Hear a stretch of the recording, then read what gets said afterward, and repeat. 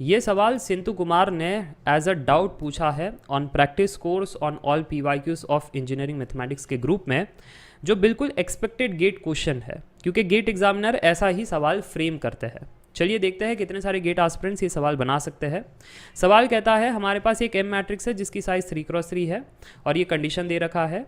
Now suppose that इस M को modify किया जा रहा है m³ into this matrix which is equal to alpha beta gamma, where alpha beta gamma are real numbers, then the magnitude of alpha is what, ये आपको खोजना है।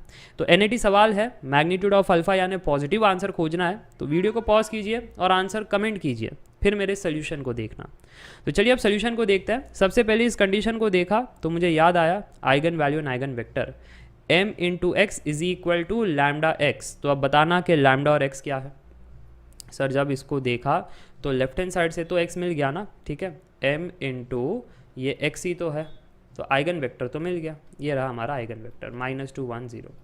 और फिर इक्वल टू ये लैम्डा एक्स आप कह रहे हो, ठीक है, लैम्डा और x होना चाहिए, तो x तो पता है -2 1 0, तो लैम्डा क्या होगा बताना। अगर पहला टर्म यहाँ पर 6 है और मुझे अगर पहला टर्म 6 लाना है, x into -2 is 6, x into -2 is 6, तो x क्या होना चाहिए 6 बाई -2 यानी -3। समझ में आ रहा है। अगर x -3 है तो फिर लैम्डा की वैल्यू क्या हो गई, लैम्डा की वैल्यू हो गई -3। सही बात है ना, क्योंकि -3 अंदर मल्टीप्लाई हो जाएगा तो 6 बनेगा, अंदर मल्टीप्लाई होगा तो -3 बनेगा, और फाइनली जब इसके साथ मल्टीप्लाई होगा तो 0 बनेगा। ये बात क्लियर। तो x और लैम्डा हमको मिल चुका है। अब याद रखना, जब नीचे देखते हो ना इस वाले मैट्रिक्स को, तो फटाक से क्लिक हो जाना चाहिए, अरे यहाँ पर तो प्रॉपर्टी ऑफ आइगन वैल्यू का इस्तेमाल होगा, क्योंकि M मैट्रिक्स को ही मॉडिफाई किया गया है। और जब M मैट्रिक्स को मॉडिफाई किया जाता है तो दो बातें होती है। पहली बात, आइगन वैल्यू जो है अगर इसका लैम्डा है तो इसका लैम्डा का पावर 3 हो जाएगा, क्योंकि ये m3 है ना, m का पावर 3, तो लैम्डा क्यूब हो जाएगा इसका। पर जो आइगन वेक्टर है वो तो वैसे का वैसे ही रहेगा। अगर इसके पास आइगन वेक्टर x है तो इसके पास भी x रहेगा, आइगन वेक्टर चेंज नहीं होता। ठीक है, ये हमने क्लास में भी कर रखा है, प्रैक्टिस कोर्स में ऐसे सिमिलर PYQs भी कर रखे हैं। आई गेस आपको याद आ रहा होगा वैसे PYQs। ठीक है, इसमें दिक्कत क्या मालूम है, ये वाला वेक्टर और ये वाला वेक्टर तो अलग लग रहा है सर जी, अलग लग रहा है अगर आपके कंसेप्ट क्लियर नहीं है। आइगन वेक्टर कोई एक वेक्टर नहीं होता, एक पेरेंट वेक्टर होता है और अनेक चाइल्ड होते हैं। याद आ रहा है कंसेप्चुअल क्लास, एक पेरेंट वेक्टर और अनेक चाइल्ड। आंसर हमेशा हम के में लिखते थे, राइट। तो एक्चुअली इसका जो आंसर है आइगन वेक्टर वो के में होना चाहिए। ठीक है, अब ध्यान से सुनना, अगर मैं यहाँ पर जो के है, के को अगर रिप्लेस करूँ -12 से, तो ऐसा नहीं लगता है कि ये वाली चीज़ जनरेट होगी। चेक करो, -2 into -12 is 1, yes, 1 into -12 is -12, yes, and 0 into anything is 0। ये जनरेट हो गया। अब अगर मैं, ध्यान से देखना, अब अगर मैं k की जगह रखूँ 1 तो क्या जनरेट होगा, k की जगह अगर 1 रखो तो ये वाला जनरेट होगा। तो एक ही पेरेंट के ये चाइल्ड है ना, ये चाइल्ड अगर 1 माने तो ये चाइल्ड 2, ठीक है, तो एक ही पेरेंट के ये चाइल्ड है। तो अगर ऐसी बात है तो फिर दोनों के पास जो आइगन वैल्यू लैम्डा रहेगा, तो अगर ये m है तो इसका रहेगा लैम्डा इज -3, और अगर ये m क्यूब है तो इसका रहेगा लैम्डा क्यूब, है ना, तो -3 का क्यूब ये आइगन वैल्यू रहेगा। तो ये चीज़ है, समझ में आ रही है बात। एक ही पेरेंट के ये दो चाइल्ड है, ये क्लास में भी समझाया था, आइगन वेक्टर्स ऐसे ही होते हैं। अब अगर क्लियर है तो आंसर आ जाएगा। ध्यान से देखना, ये चीज़ क्या है, बेसिकली m³ इंटू एक्स। अब अगर ये x और वो x से परेशान हो रहे तो मैंने जनरलाइज करके लिखा ही है, तो तकलीफ नहीं होनी चाहिए। m³ into X that is equal to, ये x कैसा है, ये x वैसा है जिसमें k है -12, ठीक है, तो मैं थोड़ा x डैश लिख दूँ ताकि आपको याद रहे कि ये x डैश कैसा है, ये चाइल्ड है x पेरेंट का जिसमें k को रखा गया था -12, ठीक है। चल, उसके बाद हमारे पास क्या आना चाहिए, λ³ इंटू एक्स डैश, राइट। चल, अगर ऐसी बात है तो अब देखिएगा कि राइट हैंड साइड में ये जो चीज़ है ये एक्चुअली वो कह रहे हैं क्वेश्चन के हिसाब से अल्फ़ा बीटा गामा है। चल, तो इस एक्सप्रेशन को मैं आगे लेकर चलता हूँ।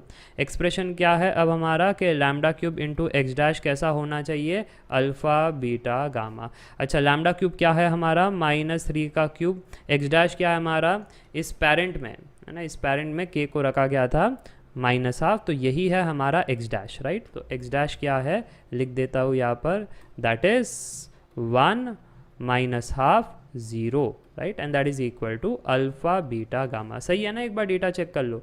लैम्डा की जगह -3 रख दिया गया था, एक्स डैश की जगह ये रख दिया गया था, चीज़ें बिल्कुल सही है। अगर चीज़ें सही है तो बस अब पोजीशन वाइज चीज़ें इक्वेट करनी है LHS और RHS में टू गेट दी आंसर। तो यहाँ पर आप देख सकते हो -3 the whole cube is equal to alpha, तो अल्फा हो जाएगा 3 क्यूब विच इज़ 27। तो ये आपका फाइनल आंसर है। एंड आई गेस आपको ये समझ में आ चुका है कि कैसे सॉल्व करना है। तो बहुत ही बढ़िया सवाल था। और अगर आपकी कंसेप्ट क्लियर नहीं है, eigen values and eigen vector सारे PYQs अगर आपको करने हैं, सारे वेराइटी समझने हैं, उस केस में आप डाउनलोड कर सकते हो श्रेणिक स्टडी सिंप्लीफाइड ऐप। 68,000 तो नहीं, अभी तो 69,000 प्लस की हमारी स्ट्रॉन्ग कम्युनिटी है जो इन कोर्सेज से पढ़ाई कर रही है। ठीक है, रिकॉर्डेड क्लासेस है, डाउट सॉल्विंग ग्रुप है, नोट्स भी प्रोवाइड किए जाएंगे, टेस्ट सीरीज है, तो सारी चीज़ें आपको मिल जाएगी, कोई तकलीफ नहीं होगी। और ये सारे कोर्सेज है, मैं आपको बता देता हूँ डिफरेंसेस क्या है इसमें। ऑल इन वन सब्सक्रिप्शन के अंदर 4 कोर्सेज इन 1 है। इंजीनियरिंग के सारे मैथमेटिक्स के कॉन्सेप्ट्स, इंजीनियरिंग मैथमेटिक्स के सारे PYQ, सारे ब्रांचेस के सारे ईयर्स के with tricks and techniques, aptitude के सारे कॉन्सेप्ट्स, एप्टीट्यूड के सारे PYQ, सारे ब्रांचेस के सारे ईयर्स के विद ट्रिक्स एंड टेक्निक्स। ठीक है, ये 4 कोर्सेज इन 1 है। हिंदी में भी है, इंग्लिश में भी है। दो student who are comfortable only in English go for English courses, और जो स्टूडेंट्स को हिंदी समझ आते हैं, जैसे मैं बातें कर रहा हूँ, और स्लाइड्स इंग्लिश में चाहिए, तो हिंदी कोर्सेज में चले जाना। सिर्फ कंसेप्ट पढ़ने तो ये कोर्सेज आप देख सकते हो, सिर्फ प्रैक्टिस करना है तो वो कोर्सेज भी अवेलेबल है। तो ये सारी सुविधा दे रखी है एज पर योर रिक्वायरमेंट, आप उन्हें परचेस कर सकते हो, पढ़ाई कर सकते हो, अफोर्डेबल प्राइस पर चीज़ें रखी गई है। ठीक है, आपकी लिंक्स आपको कमेंट सेक्शन में मिल रही होगी। Thank for watching this video, I hope you enjoyed the class.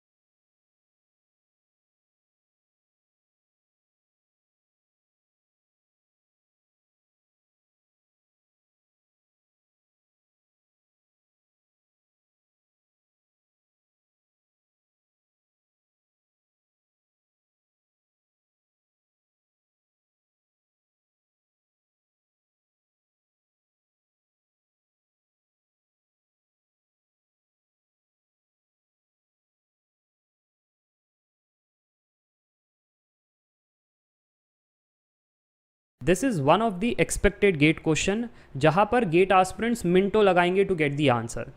बहुत सारा टाइम लगाएंगे इन दी कैलकुलेशन और फाइनली उनको आंसर मिलेगा। मैं ये नहीं कह रहा कि सवाल टफ है, बट प्रॉब्लम है समय का। फिर आप ये कंप्लेन मत करना कि सर गेट का पेपर लेंदी होता है, टफ होता है। ऐसा नहीं है एक्चुअली। अगर आपने सही तरीके से पढ़ाई की है ना, तो गेट का पेपर समय पर ख़त्म हो जाता है, इनफैक्ट उससे पहले भी हो जाता है, क्योंकि इजी सवालों को पहले बनाते हो, ट्रिक्स पता है तो जल्दी बन जाते हैं। और फिर जो एक्चुअली टफ होता है, जो कि होते हैं 20% सवाल, जिसमें कोई ट्रिक नहीं चलता, जिसमें मेहनत लगती है, थॉट प्रोसेस, कैलकुलेशन, तो उसको समय देना होता है, राइट। 3-4 मिनट उसको देना होता है। तो ये है, अगर आपको time management, tricks and techniques और कंसेप्ट क्लैरिटी है तो आप पेपर समय पर कंप्लीट कर सकते हो। तो चलिए देखते हैं अब ये सवाल कितने सारे गेट एस्पिरेंट कुछ सेकंड्स में बनाएंगे। अगर आपने मेरे क्लास से चीज़ें कर रखी है तो आपको पता है वो trick, how to solve this in seconds. ये डाउट एक्चुअली अमन ने प्रैक्टिस कोर्स के अंदर पूछा था। सवाल ये है कि एक मैट्रिक्स ए है 2x2 साइज़ की, और ये एक्सप्रेशन दे रखा है a का power 5 - 4a to the power 4 - 7a cube plus 11a square minus a minus 10i। अब कह रहे हैं this can be expressed in terms of A S. ये 4 ऑप्शन है, यानी अगर ये LHS है तो RHS क्या होगा, ये आपको खोजना है। बताओ क्या सोच रहे हो? सर हम यही सोच रहे हैं कि अरे सबसे पहले तो हम कैरेक्टरिस्टिक इक्वेशन बनाएंगे, उसमें भी वेरियस तरीके हैं। कोई determinant of a minus lambda equal to 0 use करेगा, कोई मैंने जो क्लास में सिखाया 2x2 साइज़ के लिए ट्रिक वो यूज़ करेगा। बट पहला स्टेप है कैरेक्टरिस्टिक इक्वेशन को निकालेंगे। अब जो दूसरा स्टेप है वो ये है कि सर केले हैमिल्टन थ्योरम का इस्तेमाल करेंगे। क्या होता है उसमें, अगर हमारी जो मैट्रिक्स ए है जिसकी साइज़ अगर स्क्वायर मैट्रिक्स है तो उस केस में वो ए को रिप्लेस कर सकते हैं लैम्डा से, और वाइसा वर्सा भी, LHS टू RHS भी कर सकते हैं, और जब चाहो तो RHS से LHS भी जा सकते हैं। ठीक है, तो ये केले हैमिल्टन थ्योरम कहता है। चलो बढ़िया है ना। अब आगे क्या करोगे, अब सर जी हमें एक कैरेक्टरिस्टिक इक्वेशन मिल चुकी है, ठीक है, और उसको हमने लैम्डा के टर्म्स में कह दिया है। अब यहाँ पर अप्रोचेस आएंगे। अब स्टूडेंट 1 मेथड 1 ये कहेंगे कि सर रिडक्शन की मेथड से इसको रिड्यूस करेंगे, बहुत ज़्यादा रिड्यूस करेंगे ताकि a के पावर 1 में आ जाए फाइनल आंसर।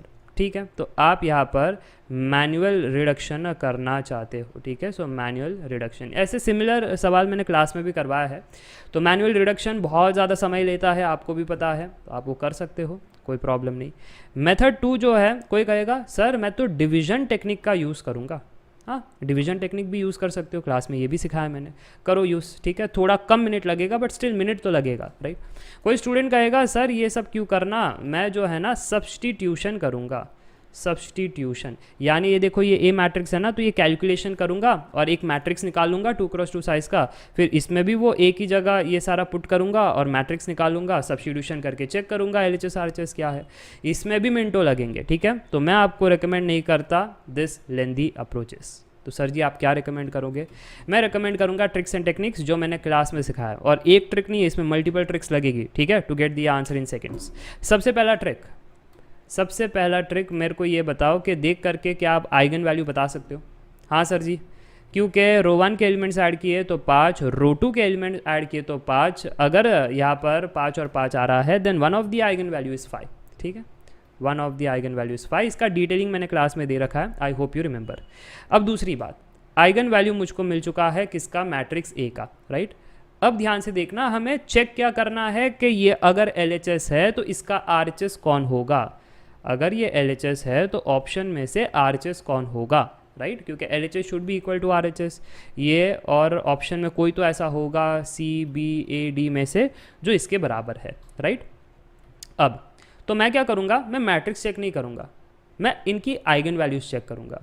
मैं ये कहूँगा कि अगर LHS की जो मैट्रिक्स अगर बराबर आती है RHS की मैट्रिक्स से तो उसके जो आइगन वैल्यूज़ है वो भी तो इसके बराबर आएंगे, हाँ कि ना। अगर LHS की मैट्रिक्स RHS की मैट्रिक्स के बराबर है तो इसकी आइगन वैल्यू और इसकी आइगन वैल्यू सेम रहेगी। बस यही है मेरा trick to get the answer in seconds. अब ध्यान से देखना, अब मैं क्या कहूँगा, अब मैं कहूँगा कि मुझे eigenvalue of matrix A मिल चुका है और ये वाला जो एक्सप्रेशन है वो ए को ही तो मॉडिफाई किया है।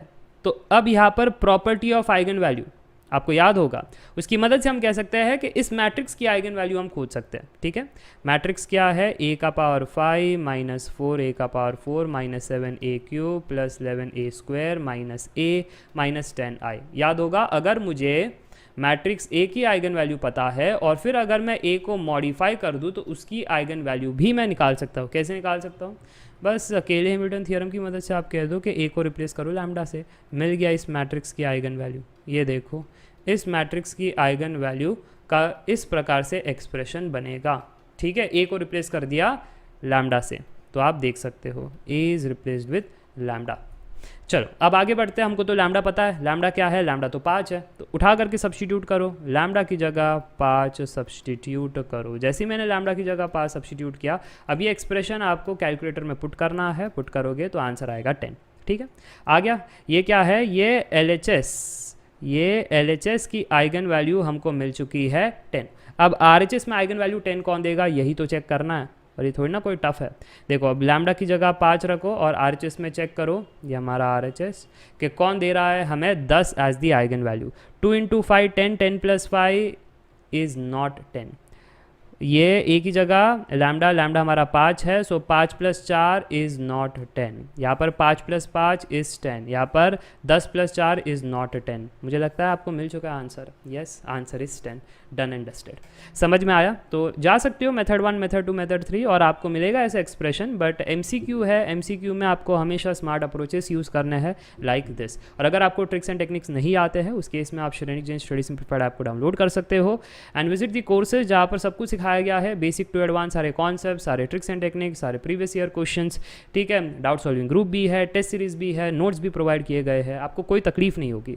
और अगर आपको कोर्सेज़ के बारे में डिटेलिंग जानना है, so this are the courses all in one subscriptions. ये क्या है, इसमें 4 कोर्सेज इन वन है जो आपको प्रेफरेबली सिलेक्ट करना है। बेनिफिट क्या होगा, सारी चीज़ें मिल जाएगी और प्राइस में भी कंसेशन हो जाता है, ठीक है। मैथ्स के सारे कॉन्सेप्ट्स है इसमें, मैथ्स के सारे प्रीवियस ईयर क्वेश्चन, सारे ब्रांचेस के, सारे ईयर्स के, विद सारे ट्रिक्स एंड टेक्निक्स। एप्टीट्यूड के सारे कॉन्सेप्ट्स हैं, सिमिलरली एप्टीट्यूड के सारे PYQ, सारे ब्रांचेस के विद ट्रिक्स एंड टेक्निक्स। अब जो स्टूडेंट्स को हिंदी में पढ़ना है तो हिंदी में पढ़ सकते हैं, जिसको इंग्लिश में पढ़ना है इंग्लिश में पढ़ सकते हैं। डिफरेंस क्या है, in English everything I will speak in English, the written, the speaking, everything would be in English. But जब मैं हिंदी कोर्सेज करता हूँ तो बातें हिंदी में करूँगा जैसे अभी आपसे कर रहा हूँ, बट लिखने का जो स्टाइल है वो सब इंग्लिश में रहेगा। अब कुछ स्टूडेंट्स को कहना है नहीं सर सिर्फ आपसे सिर्फ कंसेप्ट पढ़ना है तो ये रहे कोर्सेज, सिर्फ एप्टी पढ़ना है तो ये रहे, सिर्फ प्रैक्टिस करना है तो ये रहा, ठीक है। तो ऐसी सुविधा भी है, जैसे आपका रिक्वायरमेंट है उस हिसाब से कोर्सेज भी वहाँ पर आपको मिल जाएंगे, ठीक है। सो yes, that's it for today. I hope you enjoyed the video.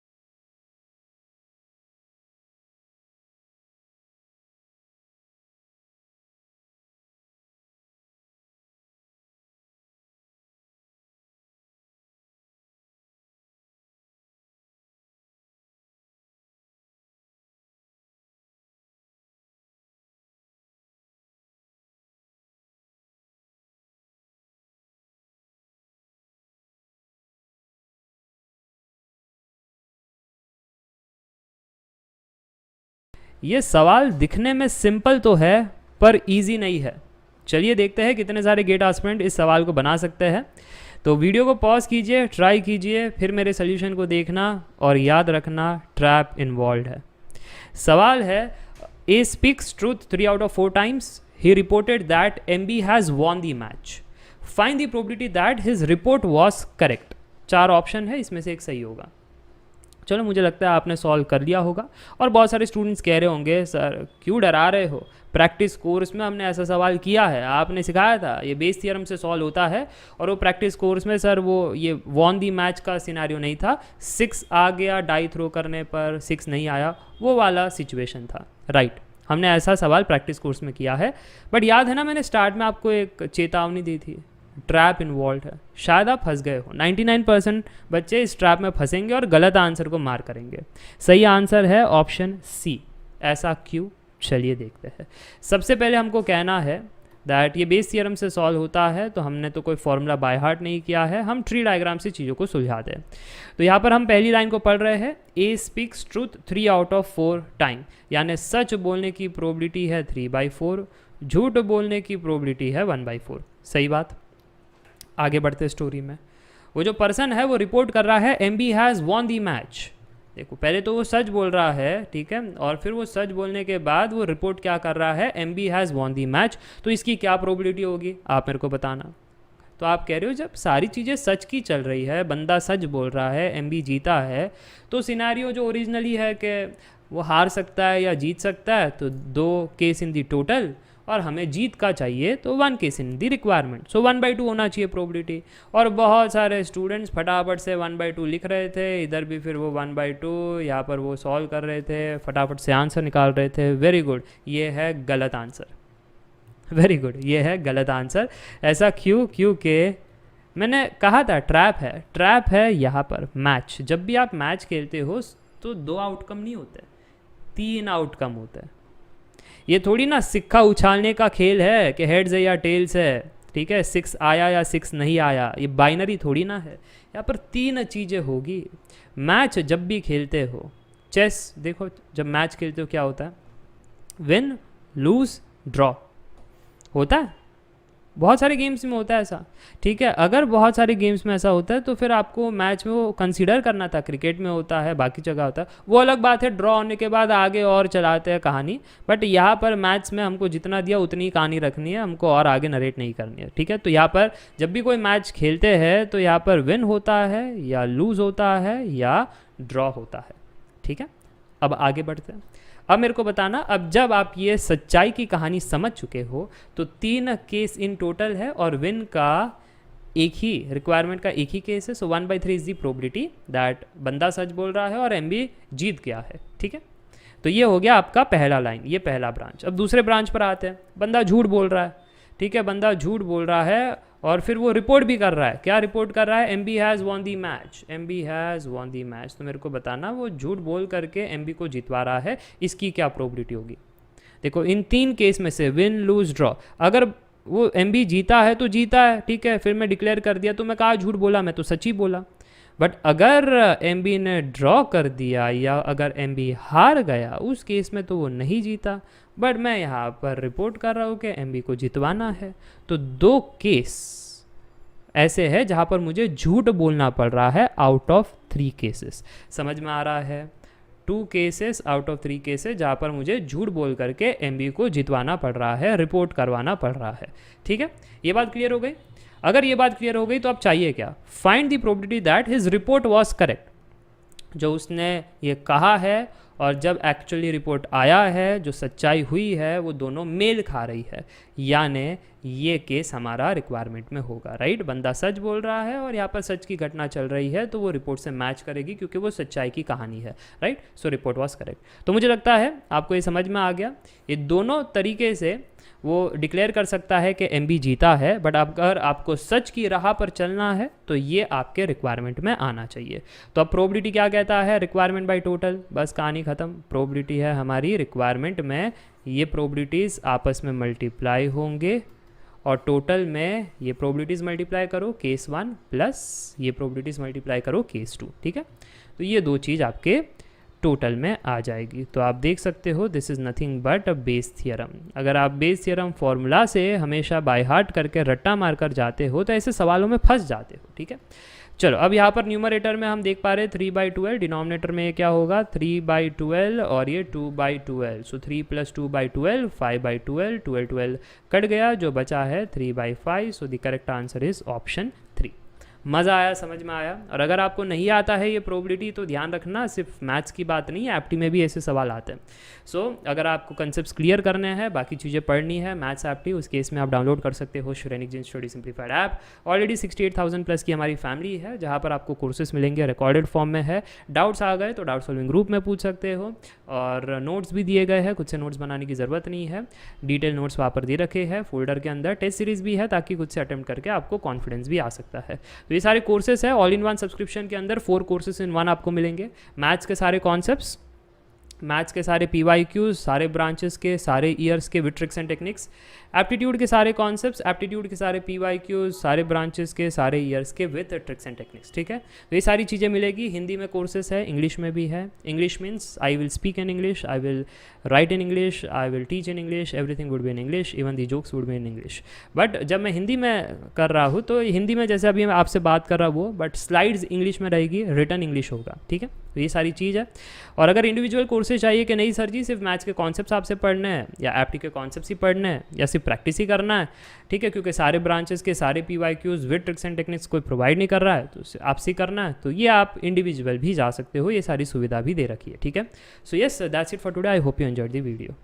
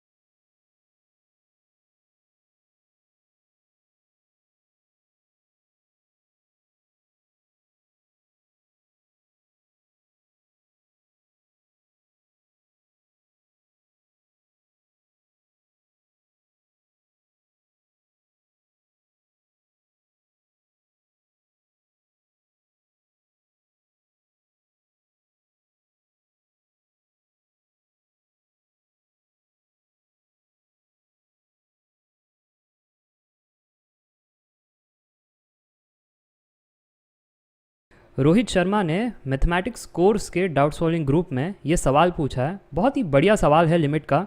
चलिए देखते हैं कितने स्टूडेंट्स बना पाते हैं। सवाल है limit extends to infinity bracket X root x square plus B square minus root X to the power 4 plus B to the power 4। Video को पॉज कीजिए, ट्राई कीजिए, फिर मेरे सोल्यूशन को देखना। अब देखो, जब भी ऐसा लिमिट का सवाल आता है ना, तो मैं हमेशा कहता हूँ डायरेक्ट वैल्यू सब्स्टिट्यूट करो और आंसर चेक करो। सर जी, जैसे ही मैंने डायरेक्ट सब्स्टिट्यूट किया तो यहाँ पर ये बन गया इन्फिनिटी, इधर भी जब x को इन्फिनिटी रखा तो ओवरऑल प्लेयर क्या बन जाएगा, इन्फिनिटी। सो इन्फिनिटी माइनस इन्फिनिटी, आंसर हो गया 0। कितना ईजी सवाल पूछा है रोहित ने। अरे ये गलत है, आंसर इज़ नॉट 0। ऐसा क्यों? इन्फिनिटी माइनस इन्फिनिटी 0 क्यों नहीं होता?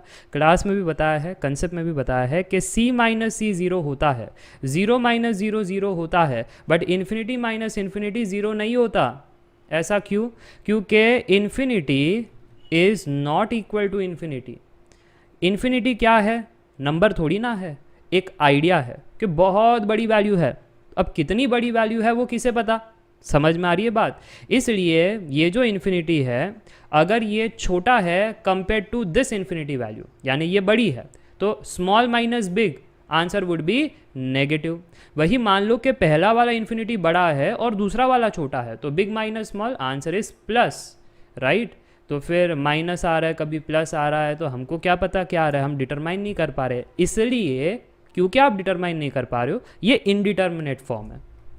समझ में आ रहा है? तो कंसेप्ट भी बताते चलूँगा, सोल्यूशन तो बताऊंगा ही। तो ये इन्फिनिटी माइनस इन्फिनिटी याद रखना, ये कोई जीरो वीरो नहीं होता, ये होता है एक इनडिटर्मिनेट फॉर्म। ठीक है, एक बार ये क्लियर हो गया ना, फिर हम सोल्यूशन पर जा सकते हैं। और जब भी ये इन्फिनिटी माइनस इन्फिनिटी आता है, मैंने टेक्निक क्या दिया था आपको, रैशनलाइजेशन टेक्निक। रैशनलाइजेशन टेक्निक का इस्तेमाल करके हम इस सवाल को बनाएंगे। अब रैशनलाइजेशन कैसे करना है, बहुत सिंपल है। यही प्राणी को उठाओ, डिनोमिनेटर में रखो, न्यूमरेटर में मल्टीप्लाई करो। ठीक है, इसको मैं थोड़ा सा यहाँ पर शिफ्ट कर देता हूँ ताकि आपको सारी चीज़ें क्रिस्टल क्लियर दिखाई दे। अब क्योंकि रैशनलाइजेशन हम कर रहे हैं, तो यहाँ पर ये प्लस होना चाहिए और ये भी प्लस होना चाहिए। ठीक है, तो रैशनलाइजेशन ऐसा ही होता है कि अगर आपके पास a माइनस बी है और अगर मैं आपसे कहता हूँ रैशनलाइज करो, तो a प्लस बी से मल्टीप्लाई और डिवाइड आपको करना है। ठीक है, ये आपका रैशनलाइजेशन टेक्निक होता है। चलो, तो अगर ये समझ में आ गया तो ज़रा बताना, a minus B into A plus B कितना होता है? Sir basic algebra, A square minus B square. अब अगर A square minus B square होगा, यानी इसका स्क्वायर माइनस इसका स्क्वायर होगा, राइट? न्यूमरेटर ऐसे ही चेंज होगा। तो ध्यान से देखना, न्यूमरेटर हुआ है ए स्क्वायर माइनस बी स्क्वायर, तो जब मैं इसका स्क्वायर करूँगा तो एक्स स्क्वायर और वो रूट हट जाएगा, ऐसा बन जाएगा। और जब मैं इसका स्क्वायर करूँगा तो रूट हट जाएगा और ऐसा बनेगा, राइट? नीचे तो यार कोई स्क्वेयरिंग वेयरिंग हो नहीं रही है, तो नीचे का तो एज इट इज़ आपको कॉपी करना है, कोई यहाँ पर चेंजेस होगा नहीं। चलिए आगे बढ़ते हैं। अब सोल्यूशन में ऑलमोस्ट नज़दीक पहुँच चुके हैं आंसर की तरफ। अगर आप ध्यान से देखो, x square into x square plus x का पावर 4 और यहाँ पर माइनस एक्स का पावर 4, ये कट जाएगा। ठीक है, फिर क्या बच जाएगा, X square into B square minus, ये है ना, ये ब्रैकेट में है तो ये माइनस बी स्क्वायर, ये चीज़ें बच जाएगी। चलो ठीक है यार, तो जो बच रहा है उसको मैं लिख देता हूँ कि limit x tends to infinity, numerator बन रहा है x square B square minus B का पावर 4, ये चीज़ें बच रही है। और ये यार ये डिनोमिनेटर लिखने में मुझे आलस आ रहा है, तो मैं तो कॉपी कर रहा हूँ। ठीक है, तो मैंने इसको कॉपी कर दिया। चलो अब ये कहानी को आगे मैं पेस्ट करता हूँ और देखते हैं कि कैसे अब सॉल्व करना है। अब अगर मैं डायरेक्ट सब्स्टिट्यूट करूँ तो क्या आ रहा है, इन्फिनिटी बाय इन्फिनिटी, वो भी इनडिटर्मिनेट फॉर्म है। तो अब क्या करना है सर जी, तो यहाँ पर भी मैंने बताया था कि जब भी आपके पास वेरिएबल टेंड्स टू इन्फिनिटी हो, टेक्निक क्या होनी चाहिए कि हमारे फंक्शन में हम कन्वर्ट करें वो फंक्शन को 1 अपॉन वेरिएबल फॉर्म में। ऐसा क्यों? क्योंकि जब वेरिएबल टेंड्स टू इन्फिनिटी है तो 1 अपॉन इन्फिनिटी कितना होगा, फिर 1 अपॉन इन्फिनिटी 0 की तरफ जाएगा। ये टेक्निक मैंने सिखाई थी, सेम टेक्निक का इस्तेमाल हम यहाँ पर करेंगे।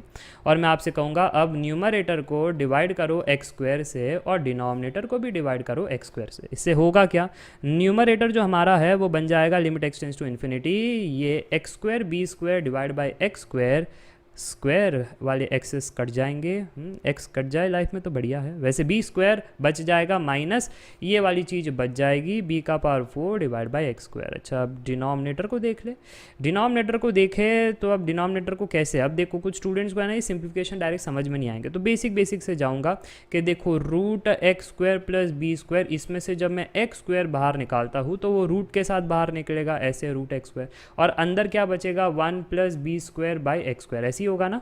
जब मैं एक्स स्क्वायर को बाहर निकालूंगा तो ऐसे ही होगा, ठीक है। तो ऐसे आपको देखना है, राइट। ऐसे अगर आप देखोगे तो फिर ये जो सिंप्लीफिकेशन है वो x root 1 plus B square by x square ऐसा होगा, ठीक है। ये क्या चीज़ है, ये वाली चीज़ है, ठीक है, x into root 1 plus B square by x square. चल तो अगर ये समझ में आ गया, एक और x बाहर बैठा है तो ओवरऑल एक्स स्क्वायर हो जाएगा और रूट क्या बन जाएगा हमारा root 1 plus B square by x square. समझ में आ रहा है, ऐसा मैं सिखा रहा हूँ ताकि डिप्लोमा वाले स्टूडेंट्स को भी समझ में आए, कोई स्टेप में गड़बड़ी ना हो। इसमें से भी आप क्या करो, अब x का पावर 4 बाहर निकालो। अब जब निकालोगे तो डायरेक्ट बाहर नहीं आएगा ना, देखो जब एक्स स्क्वायर प्लस बी का पावर 4 है तो जब x का पावर 4 निकालोगे तो रूट के साथ वो आएगा बाहर, राइट, रूट के साथ निकलेगा। तो अंदर क्या बचेगा 1 प्लस बी का पावर 4 बाई एक्स का पावर 4, ये क्या चीज़ है, ये एक्स स्क्वायर है, ठीक है। तो आपका ओवरऑल आंसर ऐसा होगा, किस वाली चीज़ का, इस वाली चीज़ का, कि x square root 1 plus B का पावर 4 अपॉन एक्स का पावर 4, ठीक है। X square root 1 plus B का पावर 4 डिवाइड बाई एक्स का पावर 4, ठीक है। और ये डिवाइड बाई एक्स स्क्वायर को मत भूल जाना, ये डिवाइड बाई एक्स स्क्वायर। अब होगा क्या, अब सर हम समझ पा रहे हैं, ये एक्स स्क्वायर ये एक्स स्क्वायर ये एक्स स्क्वायर कट जाएंगे, सारे कट गए, क्या बचा सर, जो बचा है वो प्यारी सी चीज़ बची है, अगर मैं लिख दूँ तो आंसर एक स्टेप में आ जाए अब, ठीक है। So limit x tends to infinity B square minus B का power 4 by x square divide by root 1 plus B square by x square plus root 1 plus B का पावर 4 डिवाइड बाई एक्स का power 4, ठीक है। अब जब मैं x की जगह इन्फिनिटी रखूँगा तो याद रखना 1 अपॉन इन्फिनिटी 0 होता है, तो अब ये चीज़ यहाँ पर सब्स्टिट्यूट करो कि जब x इन्फिनिटी जाएगा b का पावर 4 बाई इन्फिनिटी 0 बनेगा, ये भी 0 बनेगा, ये भी 0 बनेगा। तो क्या बचा है, अब न्यूमरेटर में जस्ट बी स्क्वायर बचा है, डिनोमिनेटर में रूट 1 प्लस रूट 1 यानी 1 प्लस 1 2, ये आपका फाइनल आंसर है बी स्क्वायर बाई 2। तो एक रिकैप ले लेता हूँ, क्या किया है मैंने, सबसे पहले infinity minus infinity indeterminate form है तो टेक्निक है रैशनलाइजेशन, उसका इस्तेमाल किया, ठीक है। फिर ये a minus B into A plus b, a square minus B square होता है तो वैसे किया। फिर न्यूमरेटर को सिंप्लीफाई किया तो ऐसे आ गया। फिर डिवाइड बाई एक्स स्क्वायर किया, रीज़न क्या था कि जब वेरिएबल टेंस टू इन्फिनिटी है तो 1 अपॉन वेरिएबल 0 होता है, ठीक है, तो वो टेक्निक था। तो न्यूमरेटर तो सिंप्लीफाई करना आसान था, डिनोमिनेटर में वो रूट का मसला होता है, वो मैंने आपको समझाया कि जब एक्स स्क्वायर बाहर निकालोगे तो रूट लेके बाहर निकलेगा, तो रूट एक्स स्क्वायर यानी एक्स और एक एक्स बाहर ऑलरेडी था तो ओवरऑल एक्स स्क्वायर, ब्रैकेट क्या बन गया root 1 plus B square by x square. Similarly इसको भी मैंने ऐसे सिंप्लीफाई किया और ये डिवाइड बाई एक्स स्क्वायर था तो सभी एक्स स्क्वायर कट गए और ये चीज़ बच गई, क्या बच गई, ये वाली चीज़ बच गई। और फिर बाद में जैसे ही x को इन्फिनिटी रखा तो 1 अपॉन इन्फिनिटी 0 होता है, कांस्टेंट बाय इन्फिनिटी भी 0 होता है, कोई दिक्कत वाली बात नहीं, ठीक है। तो वो कांस्टेंट कैसा होना चाहिए, वो इन्फिनिटी नहीं होना चाहिए, कांस्टेंट को एक प्रॉपर नंबर होना चाहिए फाइनाइट वाला, ठीक है। तो कांस्टेंट बाय इन्फिनिटी 0 होता है, तो वैसे आप देख सकते हो वो सारे 0 हो गए, जो बच गया है वो है b square by 2। So yes that's it, I hope you enjoyed the class. अगर आपको लिमिट्स के कॉन्सेप्ट्स नहीं आते, कैलकुलस के कॉन्सेप्ट्स नहीं आते, उस केस में आप श्रेणिक जैन स्टडी सिंप्लीफाइड आपको डाउनलोड कर सकते हो।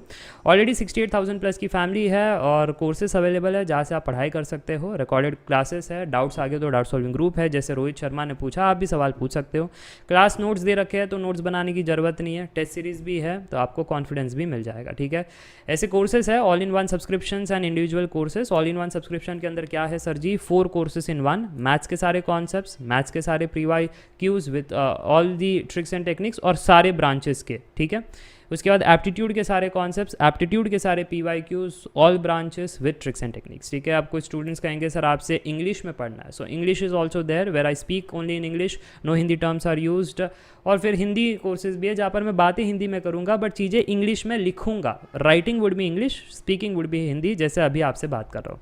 वैसे कंसेप्ट कोर्स अलग से भी है और प्रैक्टिस कोर्स अलग से भी है, जैसे आपको ठीक लगे आप वहाँ से पढ़ाई कर सकते हो, ठीक है। चल तो आज के लिए बस इतना ही, I hope you enjoyed the video.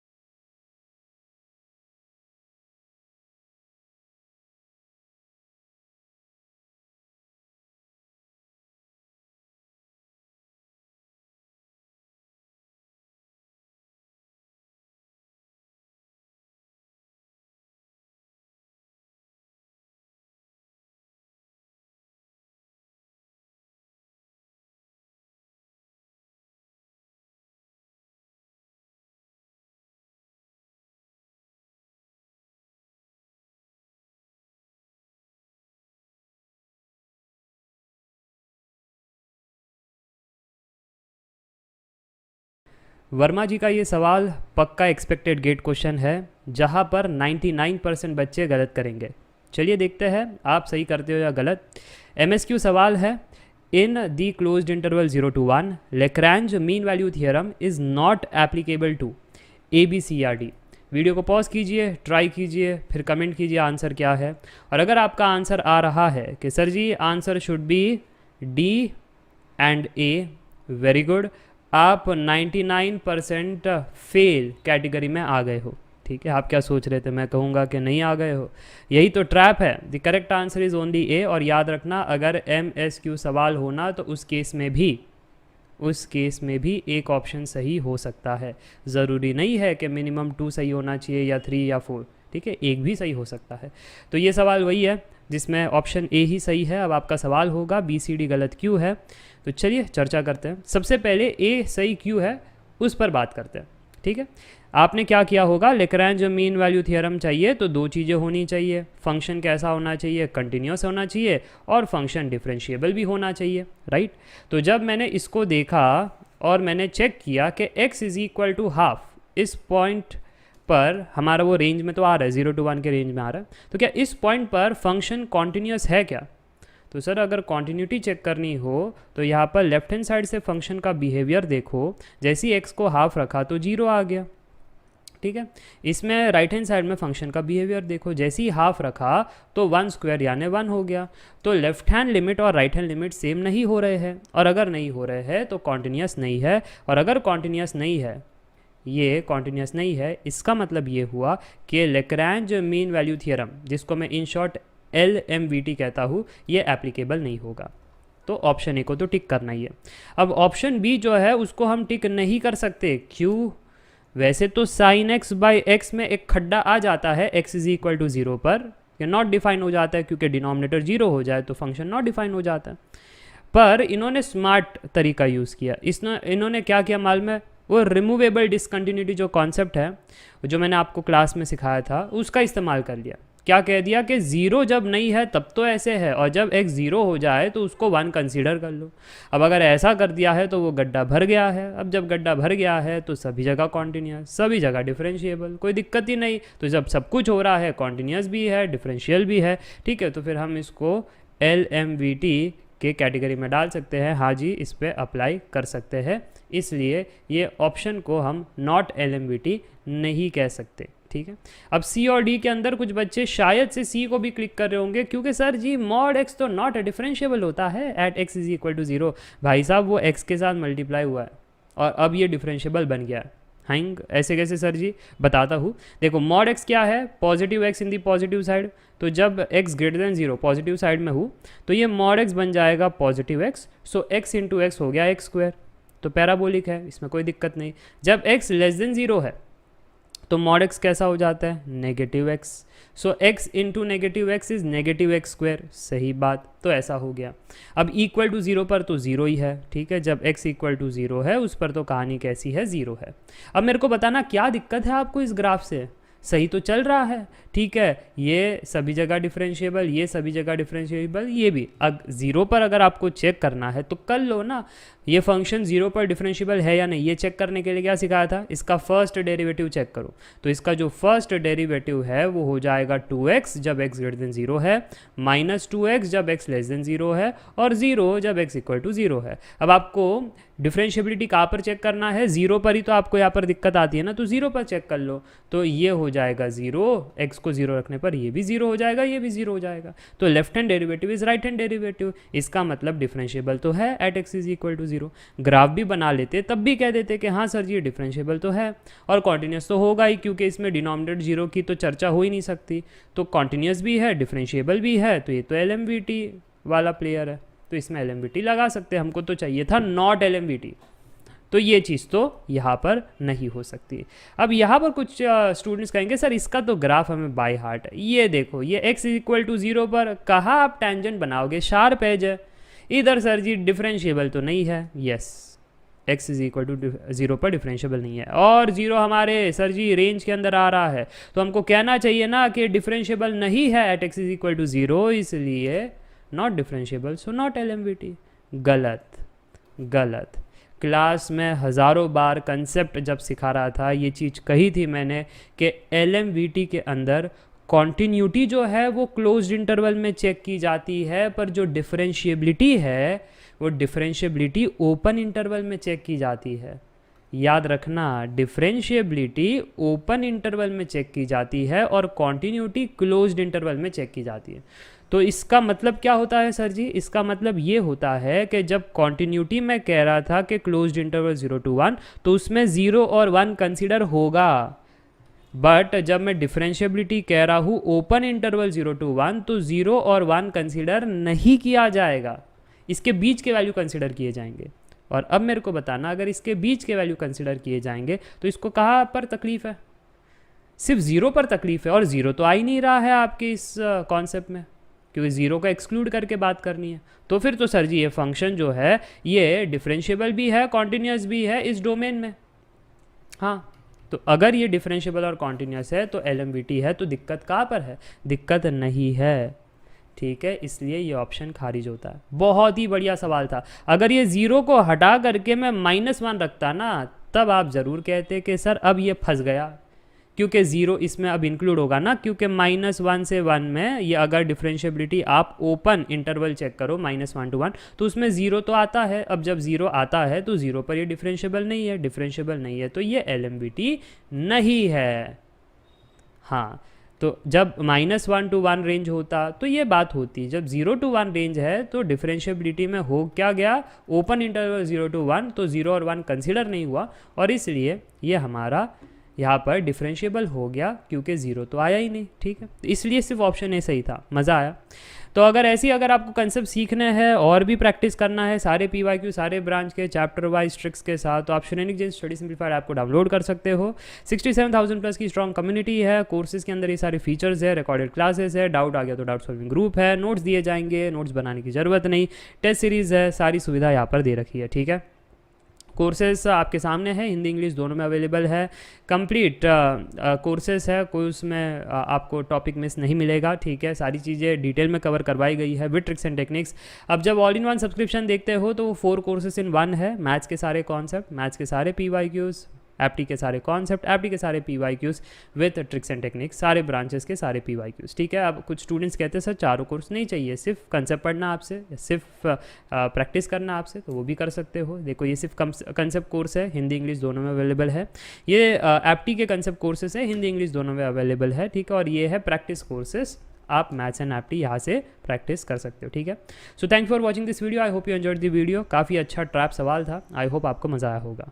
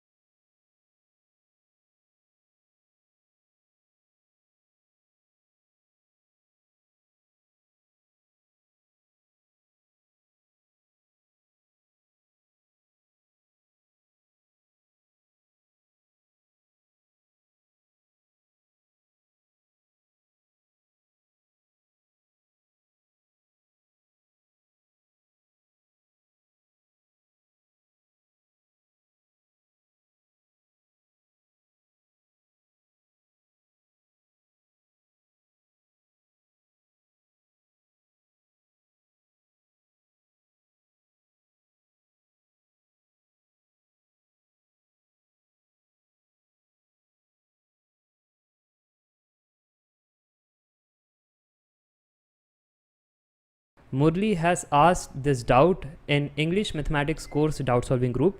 It looks simple, but it is not easy. You can try by yourself. 7 car accident occurs in a week. What is the probability that they are occurred on the same day? A, B, C or D? It was asked in GATE Electrical 2001. Pause the video, try, comment the answer. Now look at my solution. Okay. So first of all, we have to see what they are saying is 7 cars are there which are going into accident and they occurred in a week. So 7 days are there. What is the probability that they are occurring on the same day? It's like either every accident occurred on Monday or on Tuesday or on Wednesday or Thursday or Friday or Saturday or Sunday. Okay. So my simple approach to this question is, if there are 7 car accidents, so this is my car 1, then car 2, car 3, car 4, 5, 6, 7. Okay, these are my 7 cars. This is how my car looks like. Okay, now if I ask you how many choices of accident, it sounds weird, but you have to get into the maths, not the feeling. How many choices car 1 has for the accident? Sir, it has 7 choices. It can happen on Monday or Tuesday or Wednesday or Thursday or Friday or Saturday or Sunday, because in a week accident should happen. So it has 7 choices. Monday, Tuesday, Wednesday, Thursday, Friday, Saturday, Sunday, 7 choices. Car 2 also has 7 choices. Car 3 also has 7. Car 4, car 5, 6, 7. Okay, so everyone has 7 choices. So multiply them, because accident should happen of all the cars, not car 1 or car 2. See, 7 car accidents occurred in a week. So every car should go into the accident. It's not like only car 1 is going or car 2. So car 1 and a car 2 and a car 3 and 4 and 5 and 6 and 7 cars, everyone is going into the accident. So how many possible ways are there? Total possible ways are 7 to the power 7. Now my requirement is, see, this was all about the total. Probability is nothing but requirement by total. So now my requirement is all the cars are going into the accident on the same day. So car 1, car 2, car 3, car 4, car 5, car 6, car 7, everyone is going on the same day. So either they can go on Monday, or everyone can go on Tuesday or Wednesday or Thursday or Friday or Saturday or Sunday. So how many choices? 1, 2, 3, 4, 5, 6, 7. See, since I am writing or, which means addition, Monday means only one day, Tuesday means only one day, so on and so forth you do. So 1 plus 1 plus 1 up till last one, which means there are 7 ones. So the total would be 7. Understood now? So what is your probability? Requirement by total. So 7 divided by 7 to the power 7, it is 1 over 7 to the power 6. So I repeat, how I approach this problem? I never approach this problem in this way, that Monday is there and how many cars will go into the accident. Okay, I have not approached in that way. I have approached in the opposite way, that car 1 is present. What are the choices for him to go into the accident?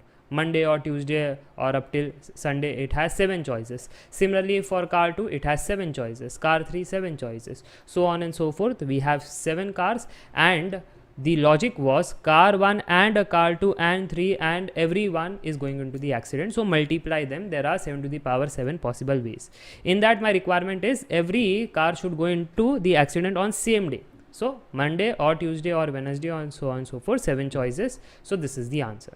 I hope you have understood my simple logic of probability is requirement by total. If you do not know all the concepts and the way which I teach, then in that case you can download Student Engineering Study Simplified app. Already 68,000 plus families there, and you can get the courses which are recorded courses. If you have doubt, you can ask in the doubt solving group, like Murli has asked this doubt. If the questions are good, I will create videos on them. Otherwise, I just give you the solution PDF and you can refer by yourself if the questions are easy. Class notes are also given, so there is no need to make notes by yourself. Test series are also there for the practice. Now these are the courses, all-in-one subscriptions, which are 4 courses in one. Maths all concepts, maths all previous year questions from all the branches, aptitude all concepts, aptitude all PYQs of all the branches with tricks and techniques. Okay, if you need individual courses, that are also present, only maths concepts, only aptitude concepts. Hindi, English both are there. Now this was the question from English doubt solving group, so English speaking I am doing. No word would be use for the Hindi, पर जब हिंदी के courses है तो मैं हिंदी में बात करूँगा, slides English में रहेगी. ठीक है, जैसे अभी स्लाइड इंग्लिश में है वैसी, बट बातें मैं हिंदी में करूँगा जैसे अभी आपसे कर रहा हूँ. Okay, so individual practice courses are also there of all the PYQs, all the branches. You can refer that for your preparation. Yes, that's it for today. I hope you enjoyed the video.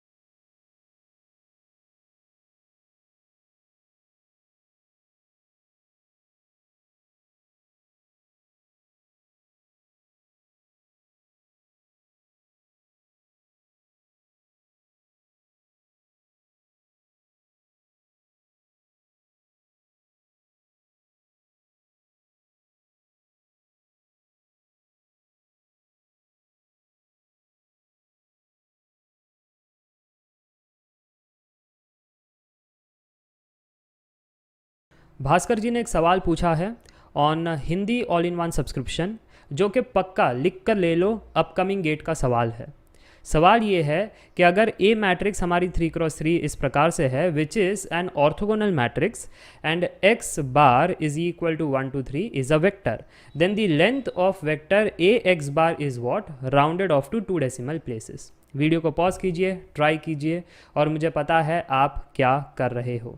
आप कर रहे हो method 1 का इस्तेमाल, यानी sir जी ए की size है 3x3 और x ये जो वेक्टर है इसकी साइज़ है 1 रो और 3 कॉलम। तो अगर कोई मुझसे length of vector A x bar मांग रहा है तो यहाँ पर थोड़ी सी तकलीफ़ है, क्योंकि a की जो साइज़ है वो तो है 3x3 और x बार की साइज़ है 1x3, तो ये मैट्रिक्स मल्टीप्लिकेशन होगा नहीं। तो क्या करें? तो इस केस में आपको x बार को लिखना है एज x ट्रांसपोज का स्टाइल में, और आपको कहना है कि एक्चुअली हमारा x बार का जो स्टाइल है वो इस प्रकार से होना चाहिए, 3 रो 1 कॉलम और 1 2 3 इस प्रकार से। अब जो है वो समस्या सुलझ जाएगी, क्योंकि अब जो x बार की साइज़ है वो है 3x1, मैट्रिक्स मल्टीप्लिकेशन संभव है, 3 3 सेम है, कट जाएंगे, जो बच गया है वही आपका लेंथ ऑफ द रिजल्टेंट होगा, साइज़ ऑफ द रिजल्टेंट होगा। ठीक है, तो फिर आपका जो रिजल्टेंट यहाँ पर मैट्रिक्स बनेगा वो 3x1 साइज़ का बनेगा, और वो कैलकुलेशन आपको करने पड़ेंगे, इसलिए मैं मेथड 1 कह रहा हूँ, टाइम टेकिंग कैलकुलेशन। सर जी इस मैट्रिक्स को इस मैट्रिक्स से मल्टीप्लाई करो, ठीक है। फिर यहाँ पर आपको जो एलिमेंट्स मिलेंगे लेटर से ए बी सी, फिर उसका लेंथ उनको चाहिए, लेंथ यानी मॉड ए एक्स बार कैसे निकलेगा, square root A square plus B square plus C square. तो आप देख सकते हो कुछ मिनट्स आपको लग जाएंगे टू गेट दी आंसर, और सर जी ऐसे सॉल्व करते नहीं है, सर जी को चाहिए कुछ सेकेंड्स में आंसर आ जाए। अब वो कैसे आएगा मैं आपको बताता हूँ, मेथड 2 से आएगा, और वो ट्रिक तो मैं डायरेक्ट दे सकता हूँ, पर ट्रिक के पीछे का लॉजिक आपको समझना ज़रूरी है। सबसे पहले उन्होंने कहा है कि ए मैट्रिक्स कैसी है, ऑर्थोगोनल मैट्रिक्स, राइट। अगर ऑर्थोगोनल मैट्रिक्स है तो उसकी प्रॉपर्टी क्या है, सर जी ए इनवर्स और ए ट्रांसपोज बराबर होता है। चलो इतना क्लियर है। अब आपको चाहिए क्या, लेंथ ऑफ ए एक्स बार, ये हमको चाहिए। मैं कह रहा हूँ फिलहाल के लिए इसको छोड़ो और मेरे को बेसिक वेक्टर का कॉन्सेप्ट बताओ कि अगर मैं आपसे पूछूं कि x transpose into x vectors अगर मल्टीप्लाई होते हैं तो रिजल्ट क्या आता है। वेक्टर कैलकुलस में मैंने बताया था, अगर आपको याद है, answer is mod x square, एक स्केलर आंसर आता है, राइट। दो वेक्टर डॉट प्रोडक्ट में जा रहे हैं, एक स्केलर आंसर आता है इस प्रकार से, mod x the whole square. अब इसको ज़रा इसमें सोचो रिवर्स फॉर्म में, ऐसे रिवर्स फॉर्म में सोचो इसके लिए, ठीक है। कैसे रिवर्स फॉर्म में सोचना है कि अगर मैं इसका स्क्वायर कर दूँ मॉड ए एक्स बार का स्क्वायर, तो आप कहोगे ओ अब ये RHS और ये ऑलमोस्ट सेम हो रहा है, तो अगर ऐसा है तो फिर RHS को तो हम LHS के फॉर्म में ऐसा कह सकते हैं, तो अब इसको भी कहो फिर उस फॉर्म में। अगर सर जी उस फॉर्म में कहना हो तो हमको ये कहना पड़ेगा कि दिस इज़ इक्वल टू, पहले वो ट्रांसपोज का वर्जन यानी इसका ट्रांसपोज ए एक्स बार का ट्रांसपोज, फिर मल्टीप्लाई होगा नॉर्मल जो अंदर मैट्रिक्स है उससे यानी ए एक्स से। अब कुछ स्टूडेंट्स के मन में डाउट आ रहा होगा, पर सर जी यही क्यों लिया, एक्स इंटू एक्स ट्रांसपोज भी तो आपका मॉड एक्स स्क्वायर का तो होता है ना।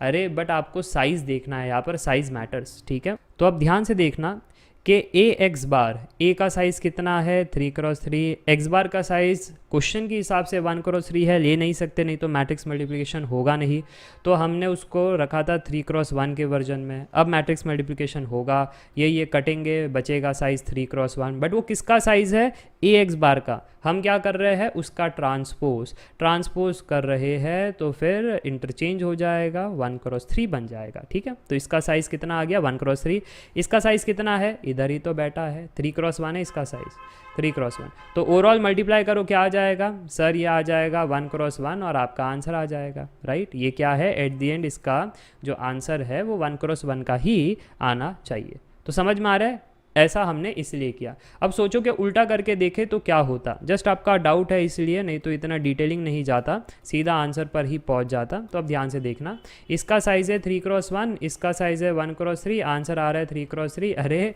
जब आपका स्केलर आंसर है तो एक मैट्रिक्स कैसे हो गया, फिर वो एक कांस्टेंट स्केलर है तो 3x3 कैसे हो गया, इसलिए ये वाला अलाउड नहीं है। समझ में आया क्यों मैंने ax बार का ट्रांसपोज इंटू ax किया। चल, तो वो बात क्लियर हो गई। अब आगे बढ़ते हैं। अब मैट्रिक्स के कॉन्सेप्ट्स कैसे एक्सपांड करोगे। मत कह देना कि A transpose into x bar का ट्रांसपोज, गलत है। बहुत सारे स्टूडेंट हड़बड़ी में गड़बड़ी करते हैं। एक्स बार का ट्रांसपोज आएगा, फिर उसके बाद ए ट्रांसपोज आएगा, और ये तो ऐसे का ऐसा ही है।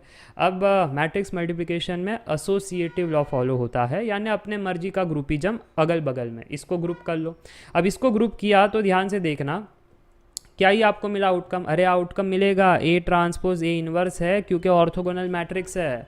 अब देखो एक्स बार का ट्रांसपोज, ये हमारा एक्स बार था, ये भी एक्स बार है, ठीक है। तो एक्स बार का ट्रांसपोज ये क्या हो जाएगा, ए इनवर्स इंटू ए और एक्स बार। तो ए इनवर्स इंटू ए तो आइडेंटिटी होता है, तो ये हो जाएगा एक्स बार ट्रांसपोज आइडेंटिटी एक्स बार।